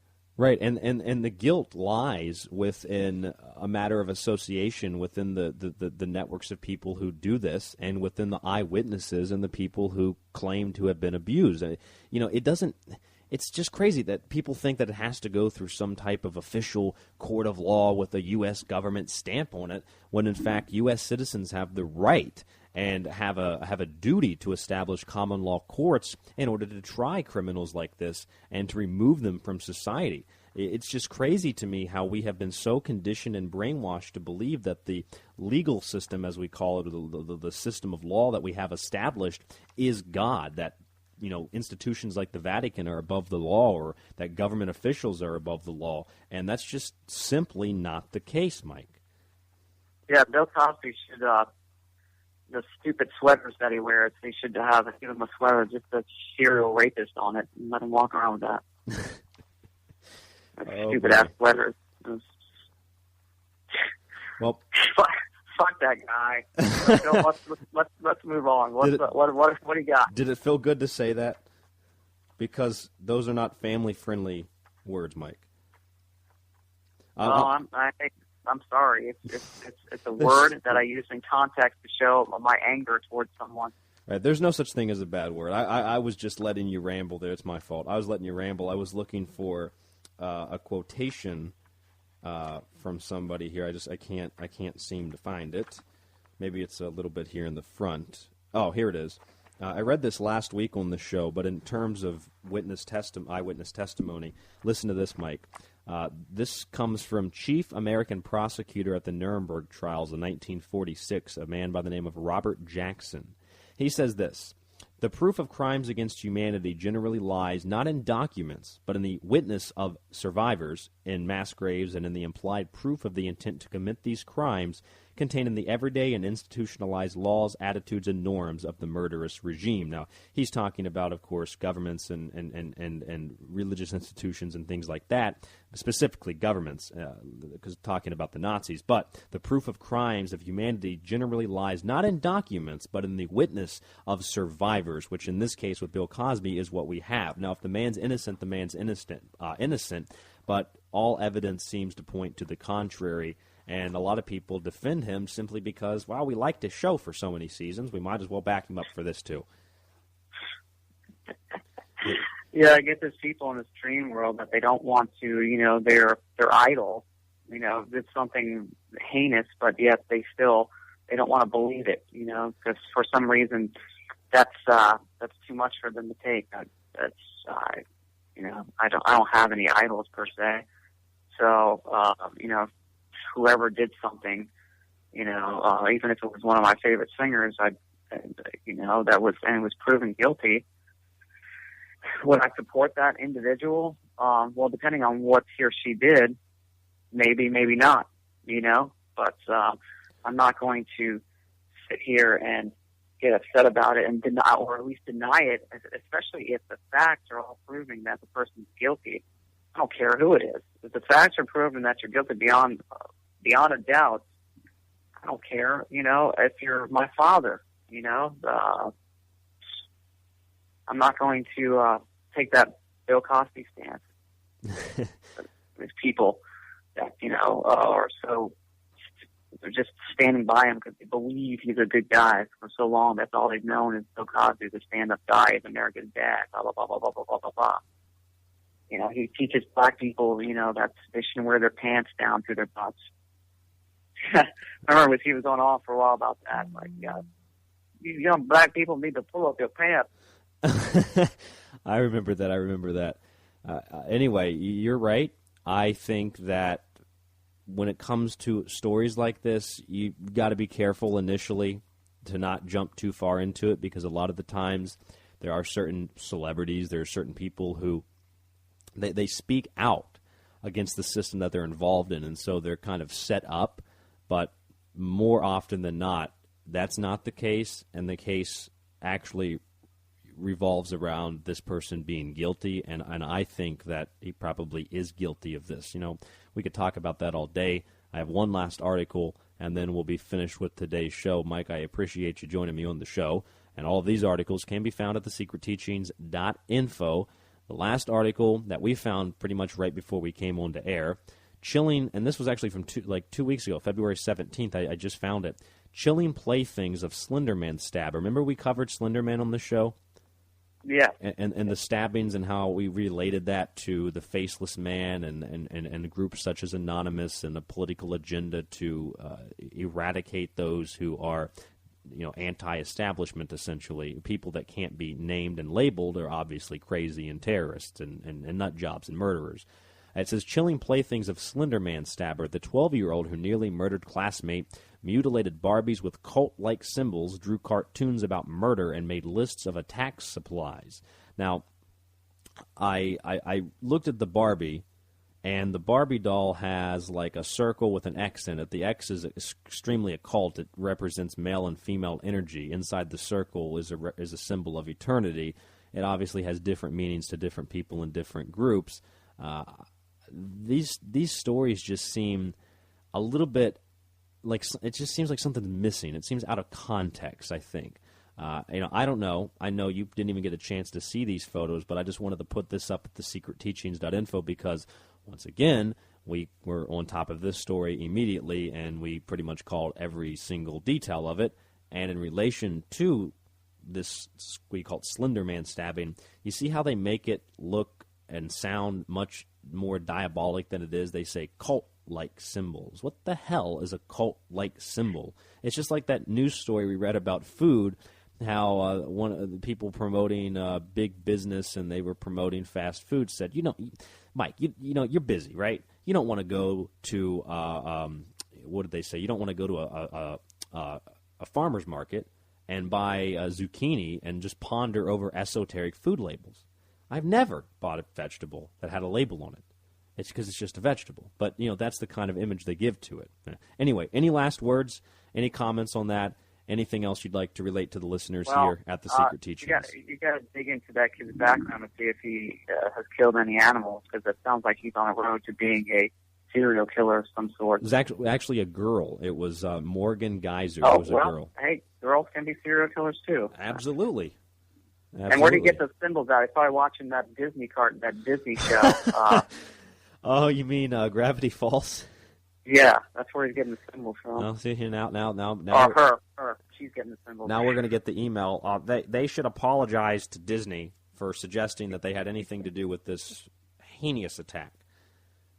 Well, I can tell you what, whoever's putting that cartoon together for kids has a lot of information, that they're sharing as a cartoon.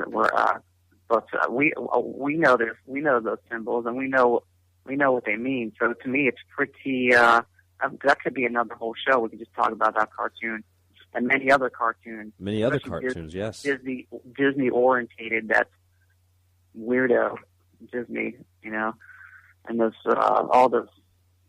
all the little tricks that they do with these movies that they produce, and these images that they sink in your subconsciousness, and all the sexual imagery of these Disney movies. It's crazy. And people say, "Oh, it's just the animators having fun." That's why they put that schlong in, the Little Mermaid. It's just a joke. Oh, so they're doing this joke has continued for decades, I guess, right? It's a continuing joke, yes. Yeah. Can I say the F word now? I don't care. There's no such thing as a It's bad amazing. It's amazing that people go to these parks. They raise the prices every year. Every year they raise the prices to Disney and Universal Studios. How can people even afford this? It's going to be a time where only the rich can afford to go to these. It's coming. We love the mouse. Hail Disney. Hail Disney. These ticket prices are never going to get lower. They're continuing to rise, just like some of these sporting events, and where you can't even get a decent seat. You got to sit up at the rafters because they play these athletes so much, and these owners want to make so much money that every year they raise ticket prices, and it's just like the average person, even the higher middle class person, has to really budget super tight if they want to take their kids to these games. It's effing ridiculous, man. It is ridiculous. Hockey for me is a little bit cheaper. I've been able to get some great seats for hockey for like $20. Hockey players don't make as much money. Well, only the superstars. Superstar in hockey makes like what the bench warmer in basketball makes. They make a fraction of that. Yeah. You've got Kobe making like $136 million, and you've got like Alexander Ovechkin and Steven Stamkos barely making $35 million. Over the same contract length. It's a fraction of what other athletes make. Because hockey, I don't think, is not as big here in the United States. And this is all about big business. Mike, I appreciate you joining me on the show. We've gone for a little bit over an hour. I know we went a little over time. All those articles are available at thesecretteachings.info. That's www.thesecretteachings.info. Give me a song to go out on here today as we say our goodbyes. Oh man, let's go old school again. What we used to do. Let's do Clutch. Can you do "Burning Beard" by Clutch? Let me see. I've got the Cult. Let me find the C's. Clutch.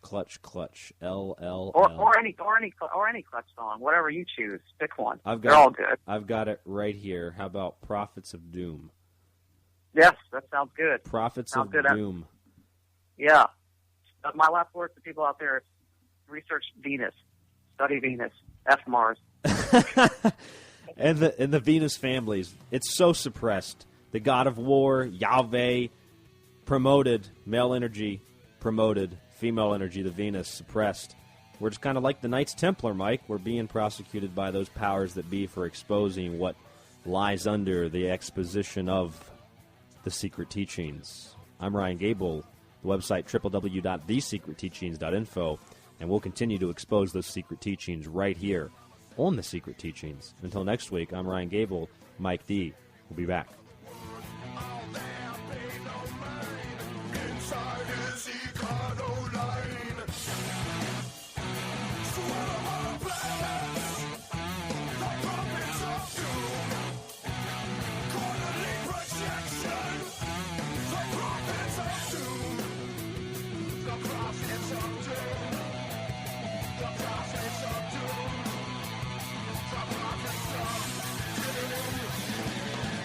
I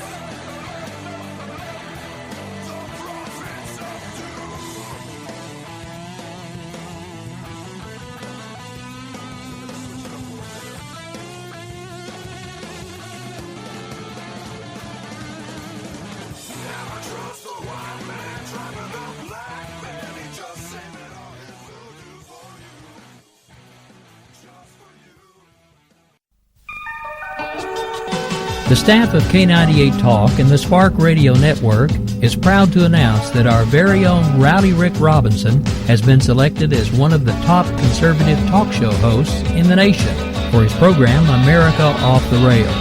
Again, congratulations to Rowdy Rick Robinson for a job well done and another reason to stay connected to K98 Talk and the Spark Radio Network.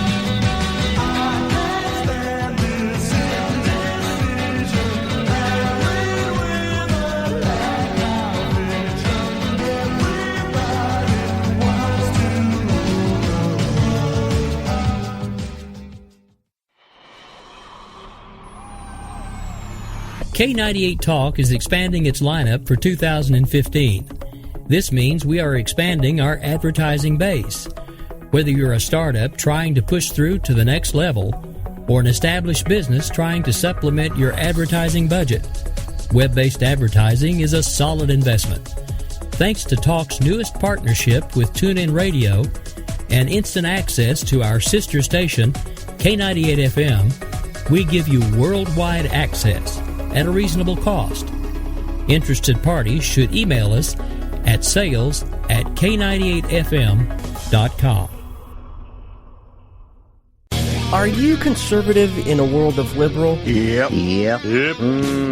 Well, you're not alone. Hey, I'm Daniel Stafford, host of the Stafford Voice, and I'd like to invite you to tune in each Monday, 10 p.m. Eastern, where I'll break down the events of the week, and together we'll learn about how they affect you. So, sit back and get ready for the good, the bad, and the ugly of talk radio right here on K98 Talk.